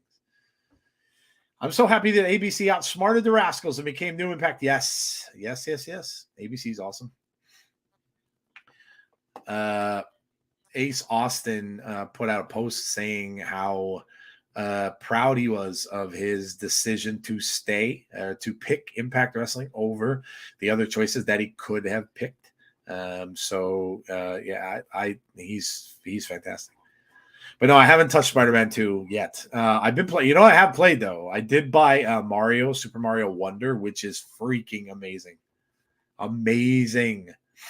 They went back and they did the old 2D side scroll with it, but with updated graphics, and you can literally go. There was a scene where you can jump into the background. So there's a background screen that's behind you, and then there's the front screen. There's a scene where you can literally go bloop, and it jumps you to the background. I recommend it to anybody. It is so much fun. It's an amazing game. It really is an amazing game. I love old stuff, and that's a throwback. It's so good. It's so good. 10-0 Bills. Oh, that's where Jeff is tonight, probably watching his Bucks. Josh Allen, 13-yard rush. That's not helping my fantasy team. Dude, come on, man. Where are all the where's Diggs, man? What are you doing to me? You're killing me here. James Cook has a whopping 13 yards. Stephon Diggs has 2. Come on, man. My fantasy team sucks. Speaking of Mike Tenay, here we go. Mike Tenay. Do you think that they should air new TNA Impact after rebrand on Pluto on Thursday? I mean, I don't think so, Jeremy. It didn't sound like when Scott D'Amore talked about it, I said I listened to that. When Scott spoke about it, he did mention them changing. Yeah, he didn't mention them changing like the channel or any of that kind of stuff. So I don't think it's going to change. I don't think it's going to change. Mike looks phenomenal. Yeah, absolutely. Chris Sabin versus Kenta was an absolute dream match and fantastic match. I loved it. Yeah, it was awesome. This whole pay-per-view was really good. The whole pay-per-view was really good.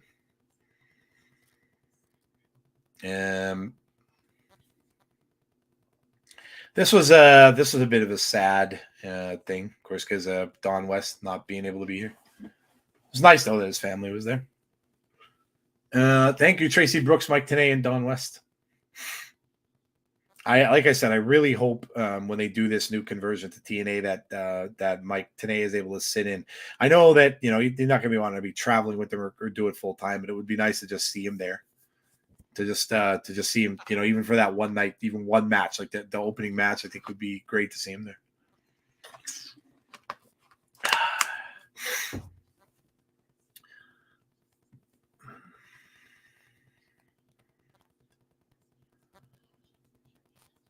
Refer to him as Mr. Hall of Fame. That was funny.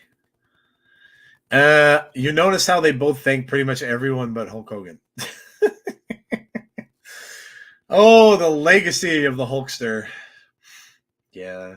This is why I'm under the impression that Roman is going to beat Hulk Hogan's record more now than ever, because I think they want to bury that. I think they want to bury Hulk Hogan. I think they want to just get him, like just wipe him out, wipe him from the history books, and just put him even lower on the ladder. And I think now that he's gonna, and Roman could do that if he goes through. I think it's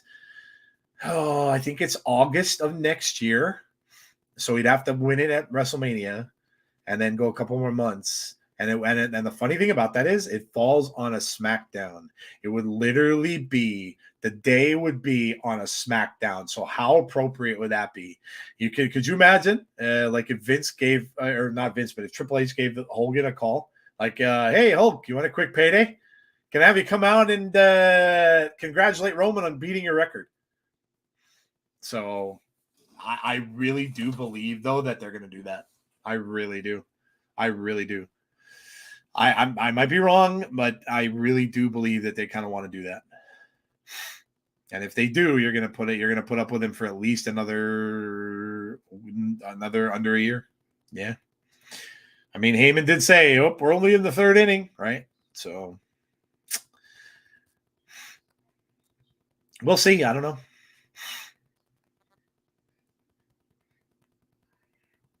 Next up, we're getting Alex Shelley and Josh.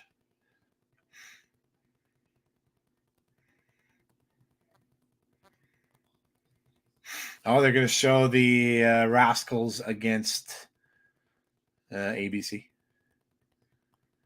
think they'll make a TNA Hall of Fame building. Roman title run is a joke. He defends like 3 times a year. Steve, being fair, I think we live in a time where you can't really say that anymore about anyone, because it seems as if it's very, very different now, where these big pay-per-views are the ones that the champions defend on, not every single one anymore. And it's that way with every company. Impact does the smaller pay-per-views, and a lot of times their champions defend on them, but that is not a norm anymore. That's not a norm anymore. Once these guys get so big, and they get to a point where they can demand what they want to do, and they can say, "Look, I'm gonna defend my title." Look, I mean, even MJF to a point, right? Like I'm gonna defend my title on this show, this show, this show, this show, and that's it. Like it or not, it's the way it is. This is the way things are now. You don't get title defenses every single pay-per-view anymore. It just doesn't happen. So Mark says, I'm curious somehow. I feel like they talked with Mike Tenay about the relaunch before they made the announcement, and I would think that he was all for it. Oh, no doubt. Well, they all knew. I said that earlier on the show. You may have missed it, but they all knew. This has been 4 months in the making. So this has been going for 4 months.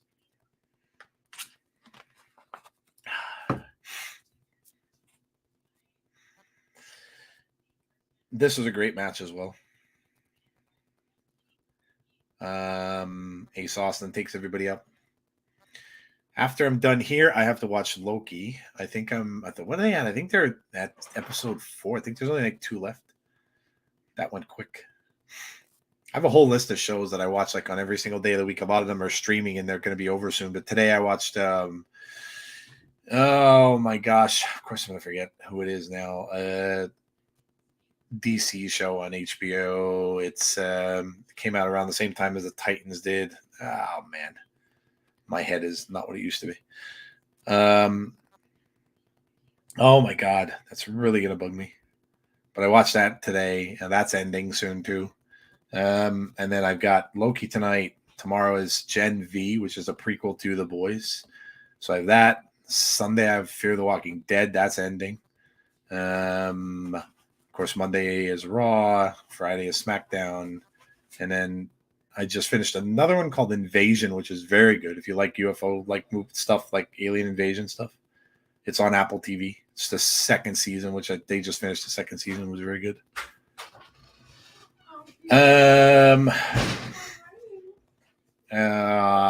I'm curious. Somehow I feel like they talked. Oh, okay. I saw there's snow coming next. Where is snow coming?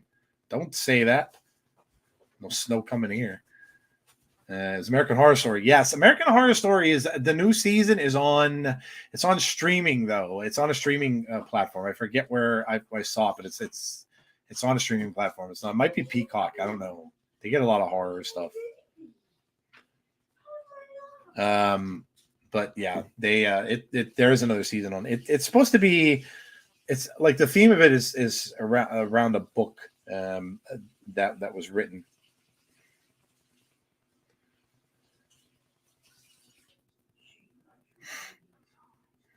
That's going to bother me. I have to look at Doom Patrol. Doom Patrol. That's the name of the DC show that I watch. Very funny. 100% correct. However, MJF, Rollins, Camille, AEW is all defended. It's rare, Steve. I'm not going to say it doesn't happen at all, but it's rare. You just it doesn't. Yeah, Seth does because they said that Triple H came and announced that was going to be. He's going to defend it every pay-per-view. Triple H came in and said that there was, and part of the reason that is though is because Roman doesn't.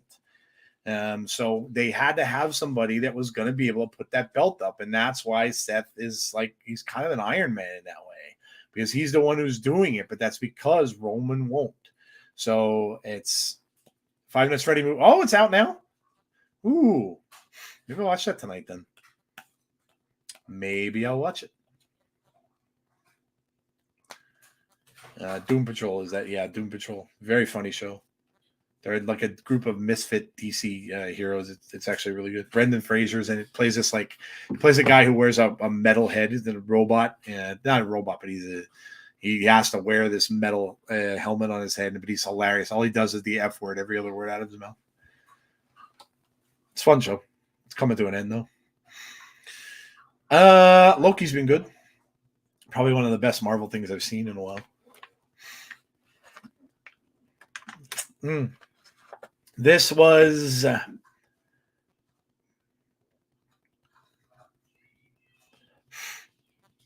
two-time tag team champions. Yeah, Abaddon. Why is it bonkers that they bring out Abaddon once a year? Why is it that we only see her on Halloween? Like, why is she not? I like her. Why aren't they letting her wrestle more? We literally see her one time a year. She comes out on Halloween. That's it. Like, I don't get it. That's a good supernatural gimmick. Why not use it? I mean, people like that stuff. How they get the green off the titles? Turpentine. Because the other, well, I don't know. That's a good question. I don't know how they would do that unless they just make new ones. They might have to. Because if they use turpentine to get the outer paint off, it might take off the red too. So I don't know. They might just give them new titles. Yeah, I don't understand that. Like I said, it's a cool gimmick. She's like a zombie queen, like a supernatural. It's a really cool gimmick. She's a good wrestler. I don't understand it. I would use that crap out of that, especially with all the people who like horror stuff. Like I would use that gimmick. I would have her on as many shows as I could get her on. Horror is big now. It's big. You know what I found out today? You guys all know I'm a huge Friday the 13th fan. I just found out that the director of, have you guys seen Terrifier, the movie about the clown?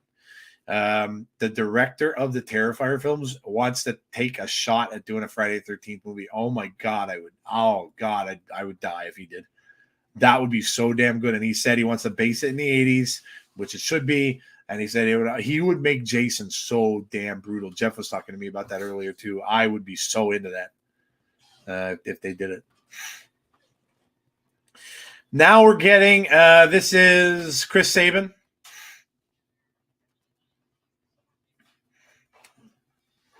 And Kenta. Put Abaddon and Rosemary. Yeah, they could put, she'd fit right in there. If you want to film, if you want to bring Decay back, you could, if you want to bring Decay back, you can easily just have, she'd be Decay. She'd be with her and Jessica or Havoc. I think that Courtney Rush is kind of enjoying herself though with this. I think she's enjoying herself with the Courtney Rush persona and what they're doing. I know a lot of people would like to see Decay back. I love Decay. I would like to see them back too. Yeah, the writer strike is over. Yes, Brandon. The actor strike, though, however, is not. They thought that they would have resolved that shortly after the writer strike was resolved, but so far it has not.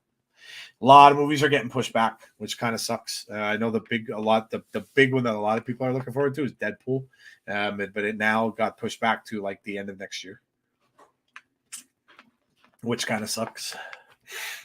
That's going to be that movie's going to make bank. That movie's going to make so much damn money. So much damn money. That could rival or beat Spider-Man No Way Home. And the only way it wouldn't is if it's gonna be R. And so I shouldn't say that because PG is going to attract a lot of kids. That movie's going to be a R, and they're saying it's a hard R. Like and I'm probably guessing the hard R is going to be for violence. So bloody. James, you'll like it. But that's supposed to be a hard R. But Wolverine's in it. My God, Hugh Jackman and they're best friends in real life. Hugh Jackman and Ryan Reynolds. Him and Deadpool in the same movie. Oh my God. Plus, the rumor is they're bringing all the Fox characters back, or many of them. So the old X-Men, the Fantastic Four, that all that. So it's gonna be it's gonna be a good one.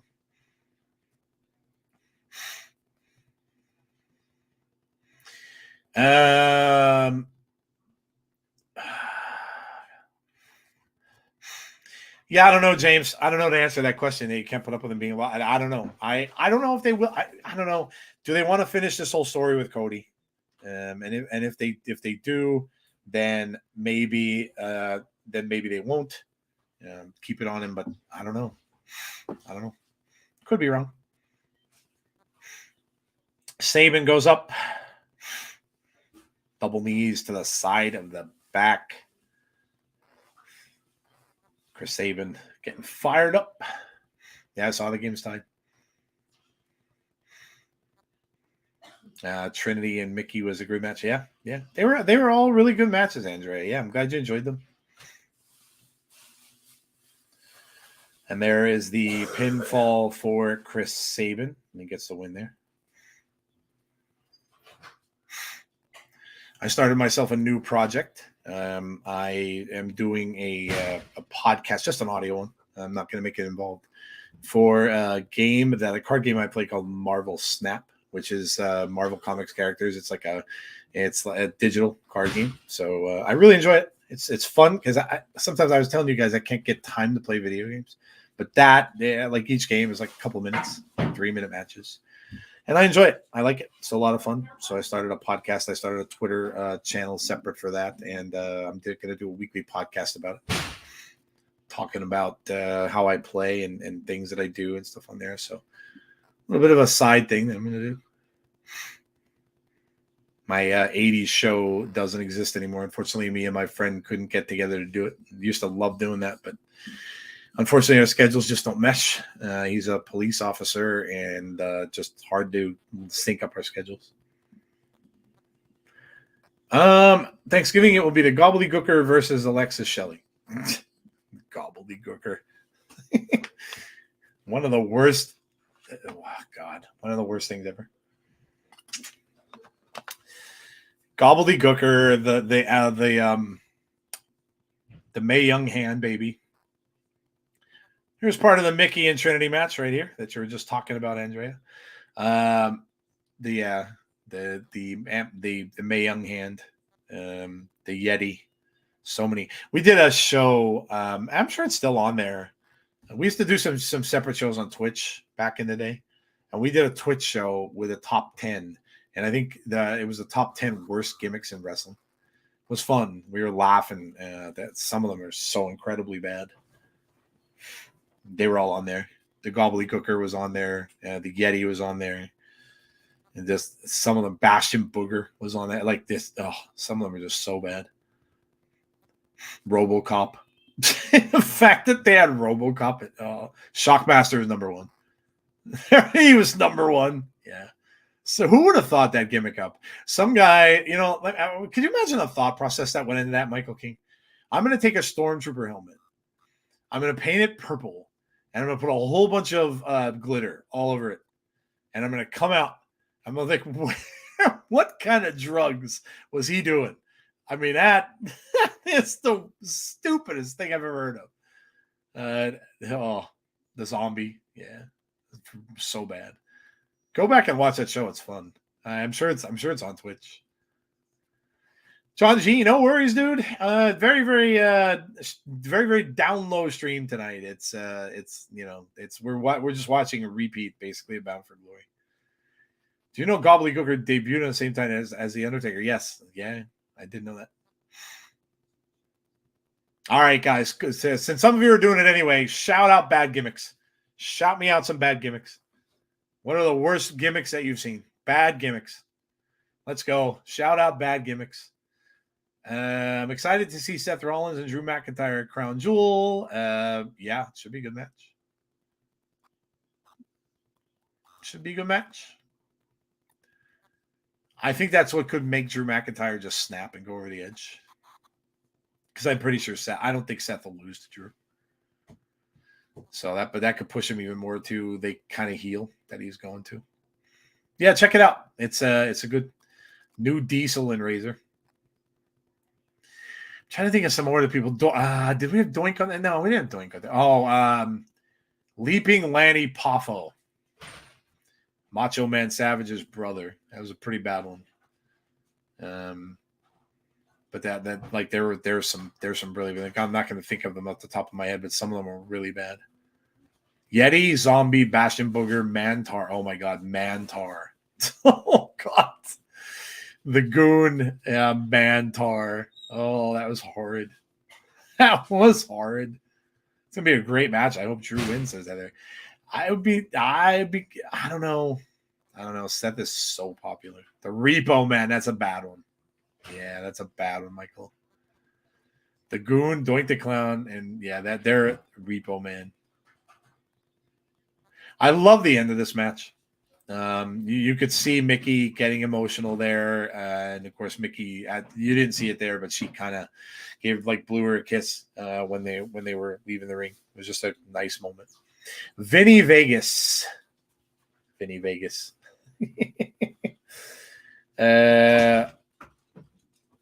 There were some really bad ones over the years. I'm gonna pull up. Let me pull up this list. I'm sure I'm gonna find out more that we forgot about. The Mountie. Remember the Mountie? I am the Mountie. Rosie, the SHIT, superhero in training. Remember that one? Oh my God, that was so bad. Now they have Papa Shango. I don't agree with that at all. There's Repo Man. The Berserker. The Berserker, the Viking outfit, which is really funny because they're doing the Viking Raiders now, and it's kind of like what they do. He has all Viking gear. Nails. Remember Nails with the Z? The Spirit Squad. Oh my God. The Spirit Squad with it's Shane. They have Waylon Mercy listed too. That's really, really stupid. That's not that wasn't bad. Damien Demento. I remember him. Fantasio. Kizarni. Disco Inferno. Disco Inferno. Come on, James. Oh, you can't put my man down. Hello, ladies. Come on, dude. Do you know I met him? It was when I worked in Best Buy 18 years ago, and I ended up going over to the competition at the time, Circuit City, because I was looking for a CD we didn't have. And I'm in there, and all of a sudden I look over, and there's a guy next to me, and I hear him go, "Hey, bud." And I look over, and I'm like, "Damn, that's Val Venus." And he goes, "You tell me if there's a Best Buy around here." And I'm like, yeah, actually I work there. And I told him, and he's like, "Thanks, dude." And I'm like, "Oh shit." I ended up calling over there because I had a bunch of friends there who were big wrestling fans. I'm like, "Hey, Val Venus is coming over to the store just to let you all know." And of course they all met him there. But yeah, oh my God, dude, that was such a funny gift. Yeah, I'll give you, it was bad. But I mean, come on, it was funny as hell. It was so, hello, ladies. They have Heidenreich. Remember Heidenreich? Duke the Dumpster Dross. The Goon. Oh my God. Remember the Goon? They made a figure of the Goon with the big hockey jersey and stuff. The Goon. Paul Burchill. Oh my. It was a ripoff of the Pirates of the Caribbean. The Mean Street Posse. Kerwin White. The Misfits in Action. Zeus? Oh, come on. Zeus was cool. Oh, God. How about this one? Glacier. That was so to take advantage of the popularity of Mortal Kombat.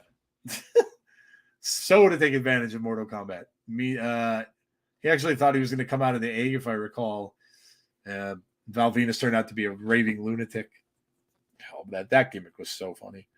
We're getting Josh and Alex Shelley, which is probably going to be this will probably take us to the end of the show. Mortis. Remember Mortis? Wrath. Come on, you can't have the Boogeyman listed as a bad gimmick. The Boogeyman's cool, dude. Eugene. Come on, man. You remember Eugene? Eugene. They have Santa Claus. Isaac Yankum. There's Isaac Yankum. Somebody in the chat mentioned him. Isaac Yang. Look at what Kane used to look. Look at that. Look at that face. That is Kane. It's so hard to believe that is Kane. Friar Ferguson, who of course was Bastion Booger. 7.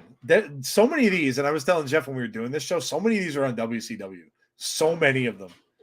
7 just wore this white. Oh, that's Dustin Runnels. That's Cody's brother. Look at this.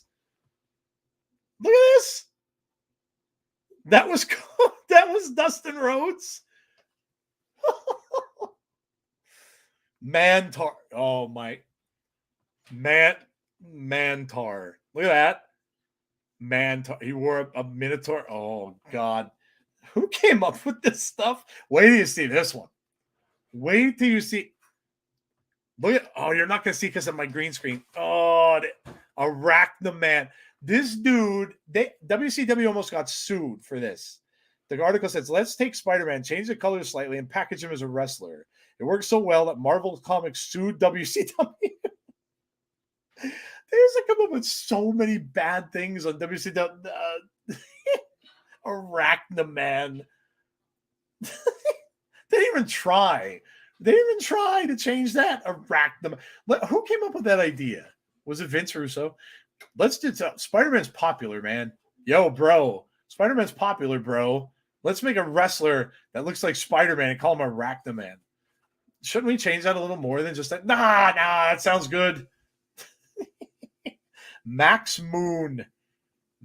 There's the Yeti. Do you guys all know what the Yeti looks like? Do you remember it? Look at it. That's the Yeti. Looks like a mummy. I don't understand why they call him a Yeti. The Yeti. Oz. They literally had this, guys. You want to know who Oz was? Do you want to know who this is? Do you know who this? Oh, you're not going to see him at all either because he's all green. Do you know who Oz is? He looks literally like the Wizard of Oz, but he's really tall. He came out in this green mist and he had a big thing in his head and a cape. Do you know who that was? Look it up. Look up Oz in wrestling. Look it up on your phones or wherever. Look it up and tell me who that is. Don't read it. You're going to die laughing. Don't read it. We had a guy named Battle Cat. Battle Cat. Who thought it? Yes, James, it was Kevin Nash. Oz was Kevin Nash. This one here. You want to talk about Hulk Hogan?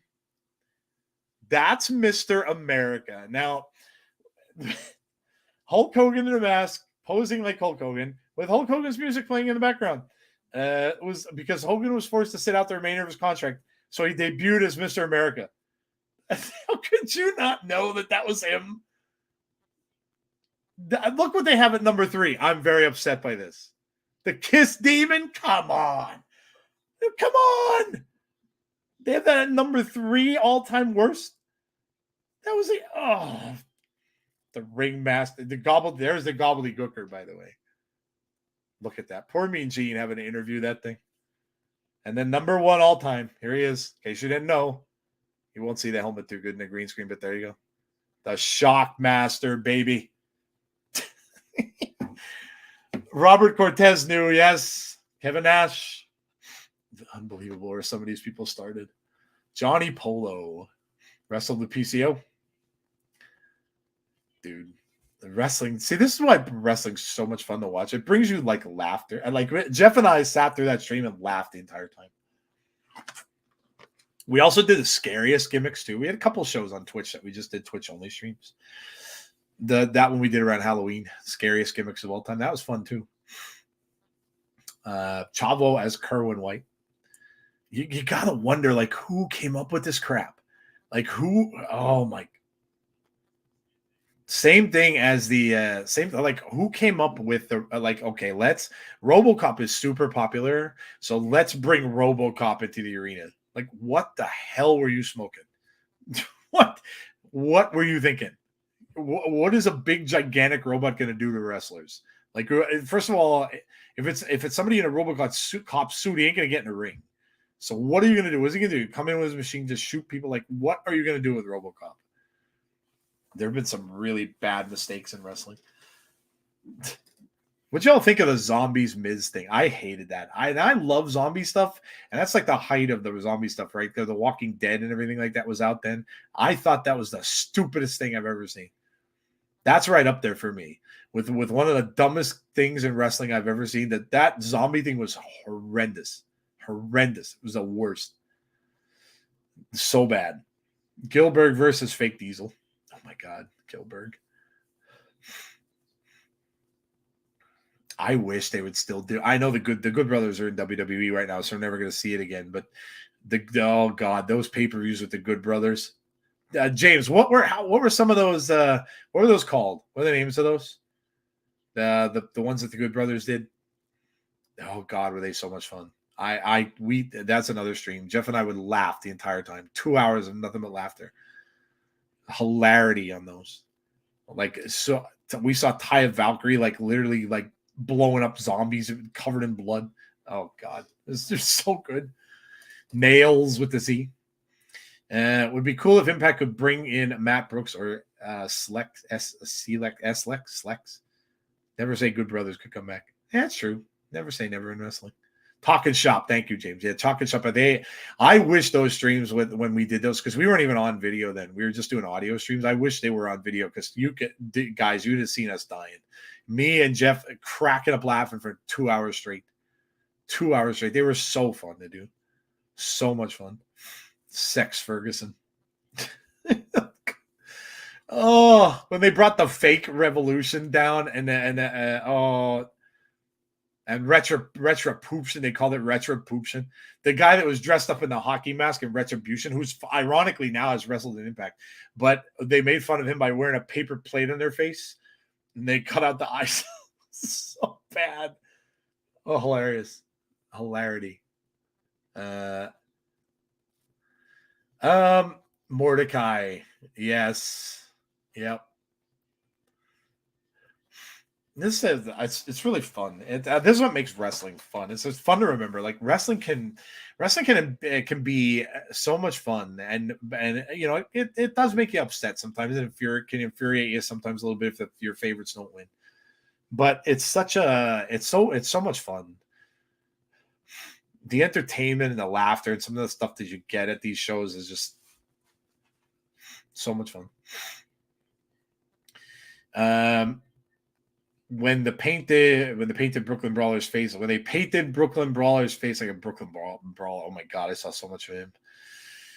Classic WWE and classic TNA was fun. I thought this was going to be the TV taping from Sunday. No, it is not. They're redoing Bound for Glory. The Executioner, Fake Razor, and Fake Diesel. Kung Fu Funiki.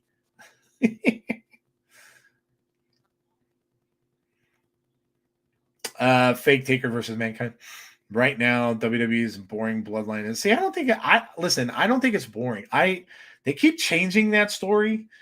The only thing, I don't want to really get into a lot of WWE discussion, but the only thing that I don't want to have happen, and I don't know how they're going to get around this, because I don't think LA Knight's winning the title.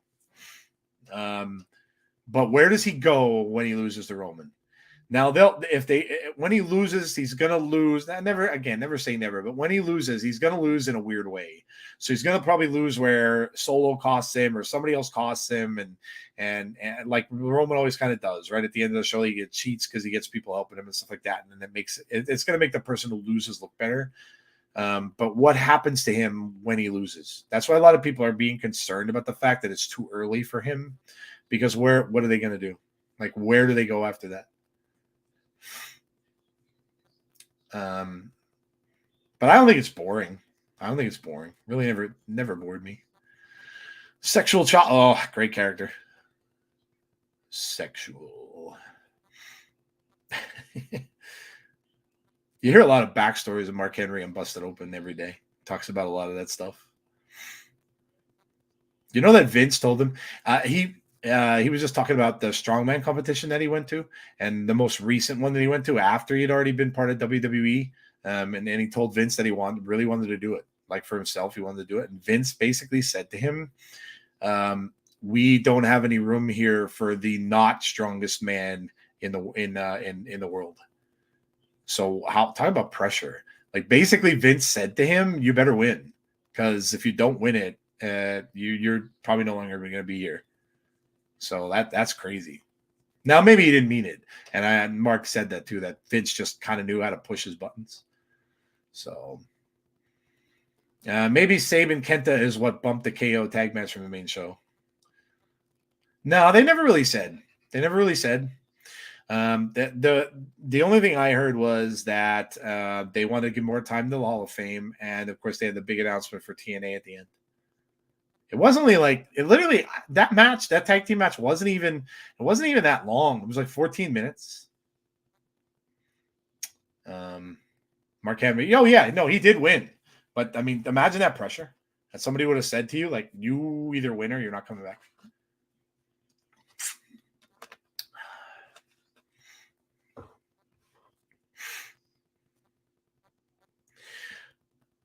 So while we're here, and we got about like 15 minutes, like a little over 15 minutes, but so I want to get your ideas about a couple things. We can't do polls. I wish we could. But let me know in the chat. There's about 30, 40-ish people here. So kind of let me know, is there any interest out there at all for an NWA? Like if we decide we think we might want to do an NWA watch along, is there any interest out there from anybody for an NWA watch along? Just let me know. I kind of just want to gauge it. I'll probably put a poll out on Twitter and the socials and stuff too, but I kind of just want to, I know I can do. Yeah, I know and I will, but I just kind of want to gauge it with the people that are here now. So, but if any of you have any interest in an NWA watch along, let me know. I'm not sure when they start yet, Chris. Not sure, but when they do, there's a possibility. We don't even know. Like if it's on a night that Jeff and I can't do it, then it's out the door. So it's not even an option. But if it is, or who knows, they may have it on a Thursday, right? And it might be on around the same time as Impact, or maybe before. I don't know, but it's just an idea. Yeah, just trying to get an idea. If it would be something you guys want to do. All depends on anybody actually lands a CW game. I think that's pretty close to a done deal. Billy Corgan announced it. Yeah, it's going to depend on when it airs for us too. Yeah.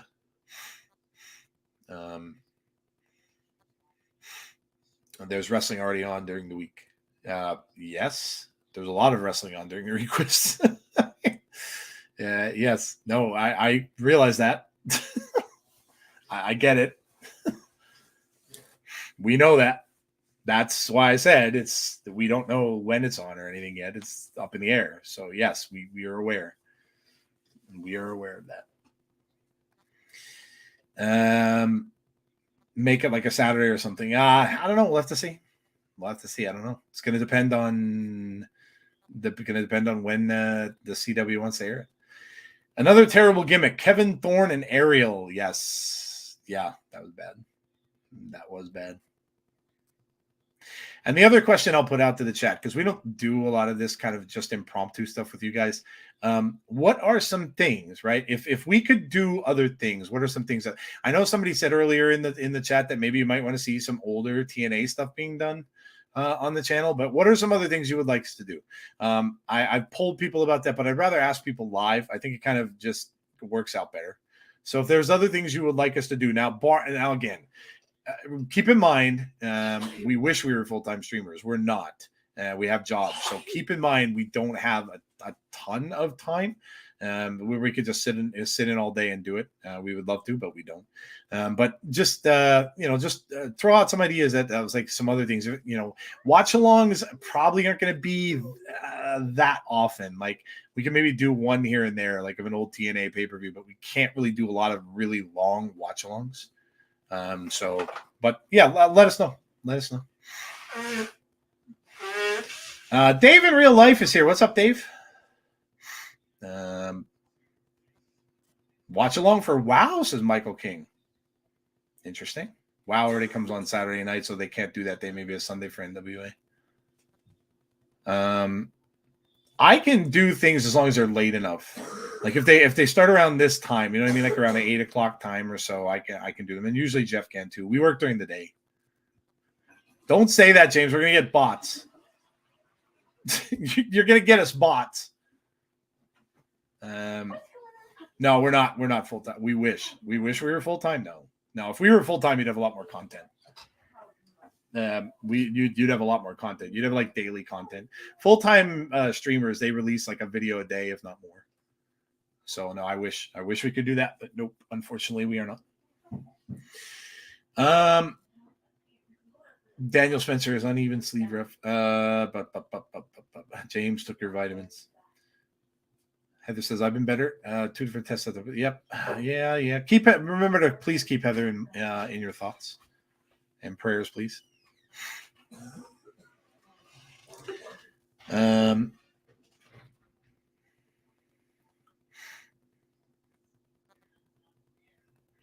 I guess we'll go with one final question. Of course, this will make this one impact related.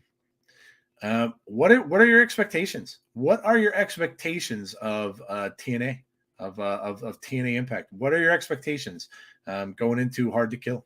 Which of course, Hard to Kill could be their biggest pay-per-view in a long, long time, and it's not even one of the. It's like a big one, but it's not a big one. So, what are your expectations? What are you expecting to see at Hard to Kill? What are your expectations for this new TNA and this new era that we're headed into? What are some of your expectations? What do you want to see? What do you want to see? What do you want to see in this new TNA?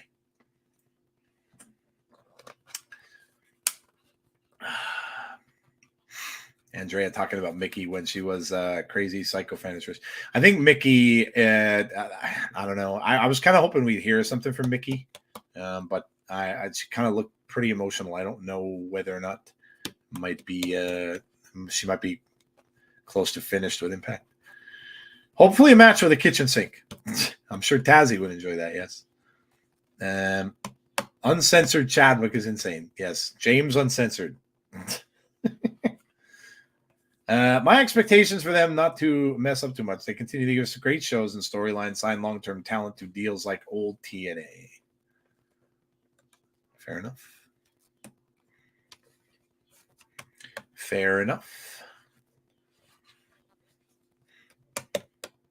I guess I should be doing this, and of course I haven't remembered at all. But please make sure to hit the like, subscribe, and ring the bell. Remember to do all that. I'm going to even watch. I'm going to play this again. I actually like the graphic Jeff did. That's why I like it. Like, sub, ring the bell. I like that. Please do that. Please do that. Helps us out. In the YouTube algorithms. So please make sure you do that. Like the stream, please. Subscribe if you haven't done so already. I know most of you in the chat are subscribed, but if you are watching some other place and some other time or whatever it is you're doing, please sub if you haven't already. We're over the 905-ish mark. So you have about 90 plus subs or so to get to 4K. 4K. A big star joining TNA, says Robert. Well, you got to go into a little more detail with that. Who are you looking for? What big star are you looking for? Having Joe Hendry as a heel next year. Really? Okay. All right. We're going to see Joe Hendry wrestle that guy that he was getting into it with on social media. I forget his name. What's the one thing that you want to happen when TNA returns? Dave's reversing it on me. I want to see a really good presentation. I want to see Pyro. I want to see like Scott Demore was talking about, from ramp to ring. I want to see that. I want to see it look like, even if they're maybe not in a big, huge venue, but the venue they are going to be in is a little bigger than normal. But I want to see a good presentation. I want to see, the ring look cool. I want to see the lights. I want the pyro. I want to see that, because that, to me, even though you might say that's silly and it's not a big deal, but that's what differentiates this show from AEW and Raw and SmackDown, is that, the big pyro. They use the VR, right? Raw and SmackDown used to have the VR Roman in the thing, like all that. They don't need to go that far, but I do think that's a big deal, and I think they need to do that. It establishes them as okay, we're changing, we're here. So that's That's what I want to see. Mickey can be like a female knockout. Yeah, that'd be cool. We mentioned that. I wouldn't mind that at all. I don't know. My expectations are I hope they bring more cameos from like Ty Valkyrie. I don't know. I think Ty is pretty settled over in AEW. Finally moved to bigger venues. They have to build into that, I think, though, Heather. We were talking about that earlier. They're used to having like 500 people in a big arena. In one of the larger things, they have like 300 to 500 people. So that's a big jump. It's a big jump. So they I think they'll go to bigger places, but they're going to have to get the tickets out there. So they have to get people excited about it. Mickey can help Gail Kim. Bring back Bobby Roode and beer money. Beer money. Michael King, I have no idea. I didn't see that. I used to watch old TNA. They had some pyro, but not that much. And I want to see and hear a new theme song. I have pay-per-view theme songs that are different at each pay-per-view. Are they getting new titles soon? I haven't heard. He didn't mention anything about that. Good night, John Kessler. Jake something has a DBZ tattoo on his thigh. The ref has a fight the law tattoo. It's going to be a gradual build. Yeah, I agree. Did you ever see? I don't know if I ever showed you guys. Oh, I don't know if you can see it really well. There's my. It's not going to focus well, but there's my Bray tattoo that I got. First tattoo ever. I'm glad they're not doing this 6-sided. No, that's not happening. I hope they don't bring back the Immortal belt that TNA had when Hulk ran. I doubt they'll do that.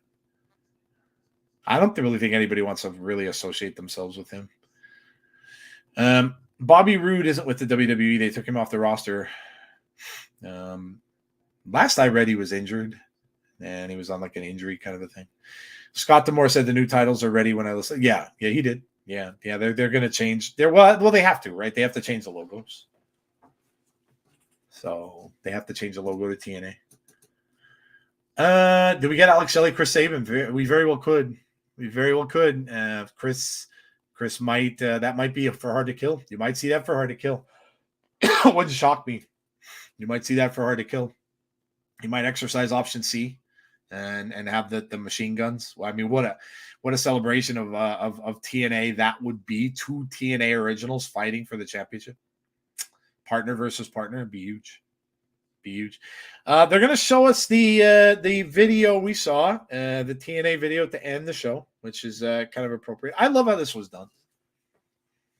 I'd like to see more bigger names added to the roster in the men's and female divisions just to help spotlight the talent already there. Fair enough. This was done really well. I didn't know what this was. You saw like the superstars in it. It seemed like it was kind of the originals coming in. Like we saw Speedball Mike Bailey. Trinity's there. Like the people who have been prominently featured. Alex Shelley, Josh Alexander, Chris Sabin, I think is there. But this was cool. Like I didn't know what this was going to be.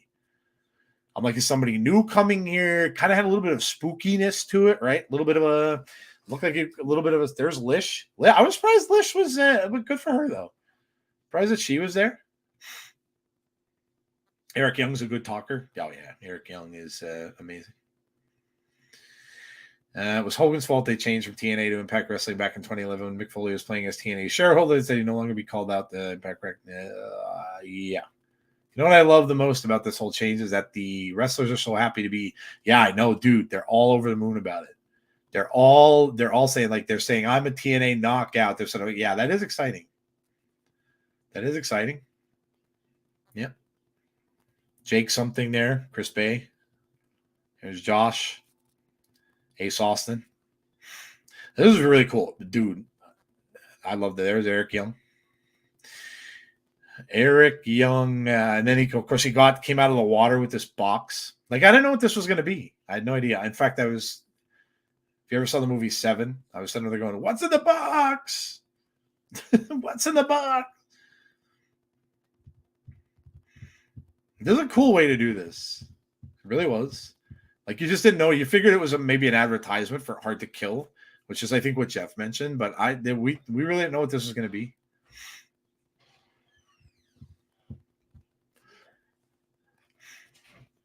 kind of cool that Kazarian was the one to bring it up too.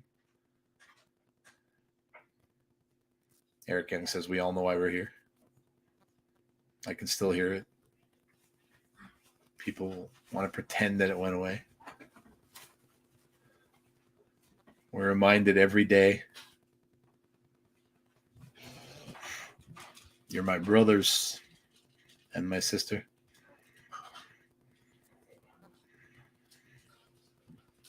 How about where this guy came from, man? He was in AEW, right? Comes back here and flourishing now. He's been in some amazing matches.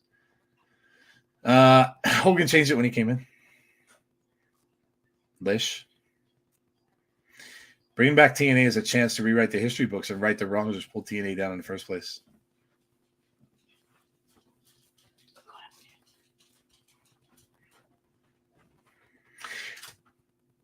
Yeah, that's a good point, Dave. That's a good point. That whenever you change something, your whole goal is to move on, right? It's just to move forward. I don't think they want to forget necessarily what they did in Impact because they've been doing some really great things.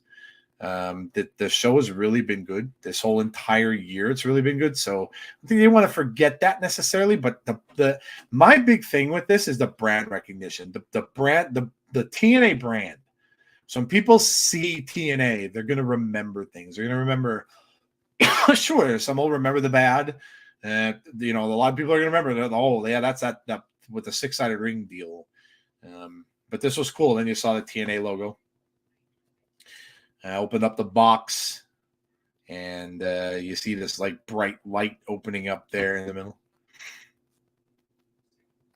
And then you hear the voice of Mike Tenay, Mike Tenay and Don West, which is awesome. And then you hear the chants, TNA, TNA. TNA is effing back. Get on board or get the F run over. I freaking love Scott D'Amore. Yeah, this is big, man. Yeah, this is big. Hard to Kill. There it is, guys. Saturday, January the 13th in Las Vegas, Nevada at the Palms. That's a bigger arena, and it's not huge, but it is a bigger place than they're normally used to. And there you see the crowd. This was the crowd there that was at Bound for Glory, chanting after. Probably not going to see when Scott. Oh no, okay, we get the Scott D'Amore part. Okay, this was pretty cool. They're going. I wonder if they're going to bleep him. Oh no, he just did the they're back. Cool. Look at they're showing backstage, dude. Oh man, this is awesome. They didn't show this. Look at this. Look at the wrestlers. That's cool. Deanna's kind of just chill. Look at the wrestlers that. Oh, I didn't. Or maybe they did show that, and I just don't remember because I was freaking out. Oh, they are going to have the Scott speech. I said it on another stream. Scott D'Amore. Heather, you go to other streams? I'm insulted. No, I'm just kidding. Scott D'Amore is the best booker in wrestling at the moment. Come at me. Those two guys were supposed to be in ROH in early 2020, and COVID wrecked everything. TNA is back, baby. This is a great speech.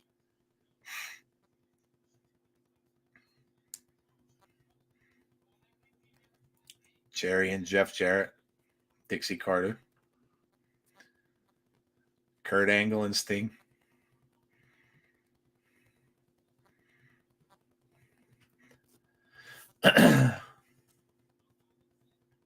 You people never let it go. This is a cool. This would have been a really cool moment to have been there. You see all the people that were in that video out there. Eddie, Lish, Jordan.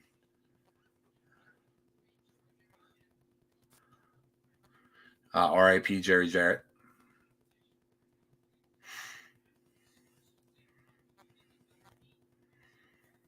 Impact pay-per-view always over-deliver.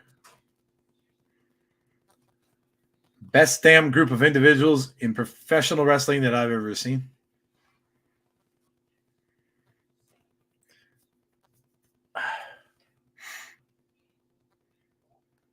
You people never let it go. These people grew up watching.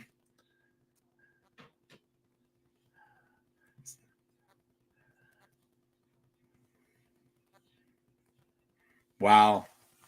That's awesome. And Scott Demore freaking out, dude. Look at Saban with the big hug. Ray Walt.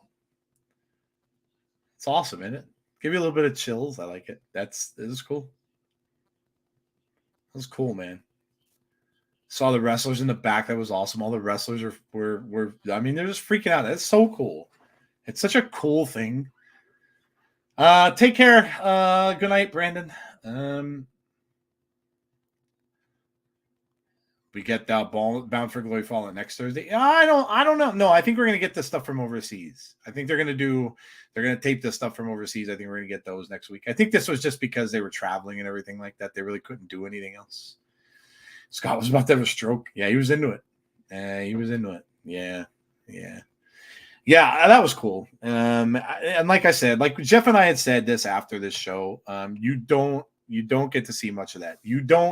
There are many times in your life that you're going to get to be a part of something that is new. You guys have been a little luckier because you've seen AEW come to pass, which is brand new promotion. But you don't get changes like this very often. They're very new. So see you, Dave. Thanks for popping in. Great to see the talent's reaction. Yeah, they were so happy, right? And that's why I said, I'm happy. I'm thrilled for us as fans because again, we get to jump in on the ground floor. We get to see something new, but I'm happy for them because now, and like James alluded to, they are super, super happy. All of them are so happy that they can be called TNA knockouts or TNA wrestlers. It's big. It's a big thing. And it doesn't mean that everybody's just going to change. They're not going to come in with a whole new lineup. They're not going to come in with, and do all that. But the name recognition is what does it. The name is big. It's a big, big thing. It's brand names. It's all that. So what economy is all about is brand names. It's huge. So TNA is back. It begins. Yeah. So super excited. I can't wait. I can't wait until January to see what happens. I can't wait. All right. Well, there you go. That's pretty much gonna do it. Obviously, there are no scores or anything like that. We already scored all that stuff. I'll just leave you with a couple thoughts. One, first off, thanks for coming out. Appreciate you guys joining me. It's always nice to have people in here. Of course, when Jeff is not here and things like that, it's nice to have people out that just come out and spend a couple hours with me. I appreciate that. The other thing, I want to say is this, and I think we kind of talked about this a little bit at the start of the show. You guys are really the lifeblood of our channel, because obviously we'd be foolish to think that we'd be sitting here talking to no one. So you are the lifeblood of our channel. We appreciate all of you coming out here, spending this time with us. But one of the things that I'm gonna say is that, and James mentioned it. We were talking about it a little bit earlier on in the show, but one of the things I am most proud of with our channel is that we have done this show since almost the start, like a little bit after the beginning, the Impact, and we've stuck by. We've been with Impact. We love Impact Wrestling, and we genuinely love it. We genuinely love it. You are going to see. As I said earlier, you're going to see a lot of people popping up all of a sudden that are going to be, oh man, we got to follow TNA. We're going to have TNA on our channel, blah, blah, blah. We're going to do this. We're going to do that. We're going to do videos now about TNA. Just one thing I would say, and you're free to go and watch anything you want. Hey, I watch what I want. You're free to check out whatever it is you want. But I will just say this. And you guys can all attest to it. We have stuck by this promotion. We've been with this promotion. We've done this promotion, done this stuff with them week after week. We have wrestlers from this promotion on our show. I am truly proud of the community we've created. I'm truly proud of the work myself and Jeff and Tazzy have done for this show. And I am thrilled to be following this now when it's going to take a big jump from where they were in Impact to TNA Impact and going forward in the future. So I can't be prouder of what we do, and I can't be more excited to be on the train with them. So, yep. Good stuff. All right. So let's see. A couple of items here. So nothing tomorrow, nothing Saturday. We will be back on Sunday for our Between the Ropes show, which basically is just kind of a review of the week in wrestling. So we'll have things to talk about, news and all that kind of stuff. We'll do our sell or no sell segment, our favorite moments of the week. We'll probably do grievances this time because we didn't really have any last time, but I'm sure Jeff and I can think of something. So we'll probably do that. So join us on Sunday for that, 8:30 p.m. Eastern Standard Time. And then, of course, we will be, we're going to invade Tazzy's stream next week. So Halloween Havoc Week 2, Jeff and I are going to join Tazzy. So come see us then. We're going to have our Halloween. I might put my black phone stuff on. If you didn't see earlier, I've got the black phone mask going as the guy from Black Phone. We're going to pop in that. Also, Abby's Abode on Monday. If you're into horror, if you like the supernatural stuff in wrestling, that's what they talk about, among other things. So join them for that. That's 6:00 p.m. on Monday. And of course, we'll be right back here next week, next Thursday night, 7:45 p.m. Eastern Standard Time, for whatever they decide to throw at us next week. I'm guessing, like I said, it'll probably be some stuff from overseas. I would think, because we still have, I know they end the stuff early, but we still have we still have a while to go, right? We still have like a month and a half to go. And don't forget, we do have that other pay-per-view that's coming up. James, if you're still in the chat, what day is it? Because I don't have it in front of me. November 3rd, is it? Is it November 3rd? It's 2 weeks away. Was it November 3rd? Remind me. I know he'll throw it out there. Should the Halloween Havoc stream as a slutty nurse.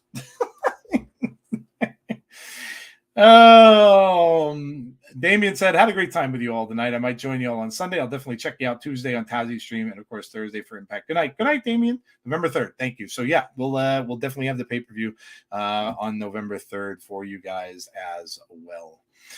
All righty, folks, I think it's time for me to say good night. Again, as I always say, well, first of all, I'm going to throw this up there. Please make sure to like the stream tonight if you would, subscribe if you haven't, and hit the notification bell to be notified about when we have future content. All right, guys, like I always say, please be safe.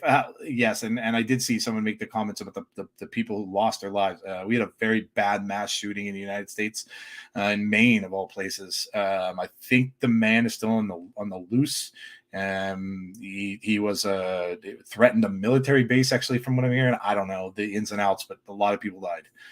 Very, very sad. Those situations are just horrible. So please keep them in your thoughts and prayers as well. Very, very, very horrible thing to happen. And also Heather, in our own community, please keep her in your thoughts and prayers as well. All right. Have a great rest of your night, folks. Please be kind to one another. And hopefully I will see you all for our next one, along with Jeff, which will be Sunday at 8:30 p.m. Eastern Time for Between the Ropes. Have a great one, folks. I'll talk to you all soon. Good night, everybody.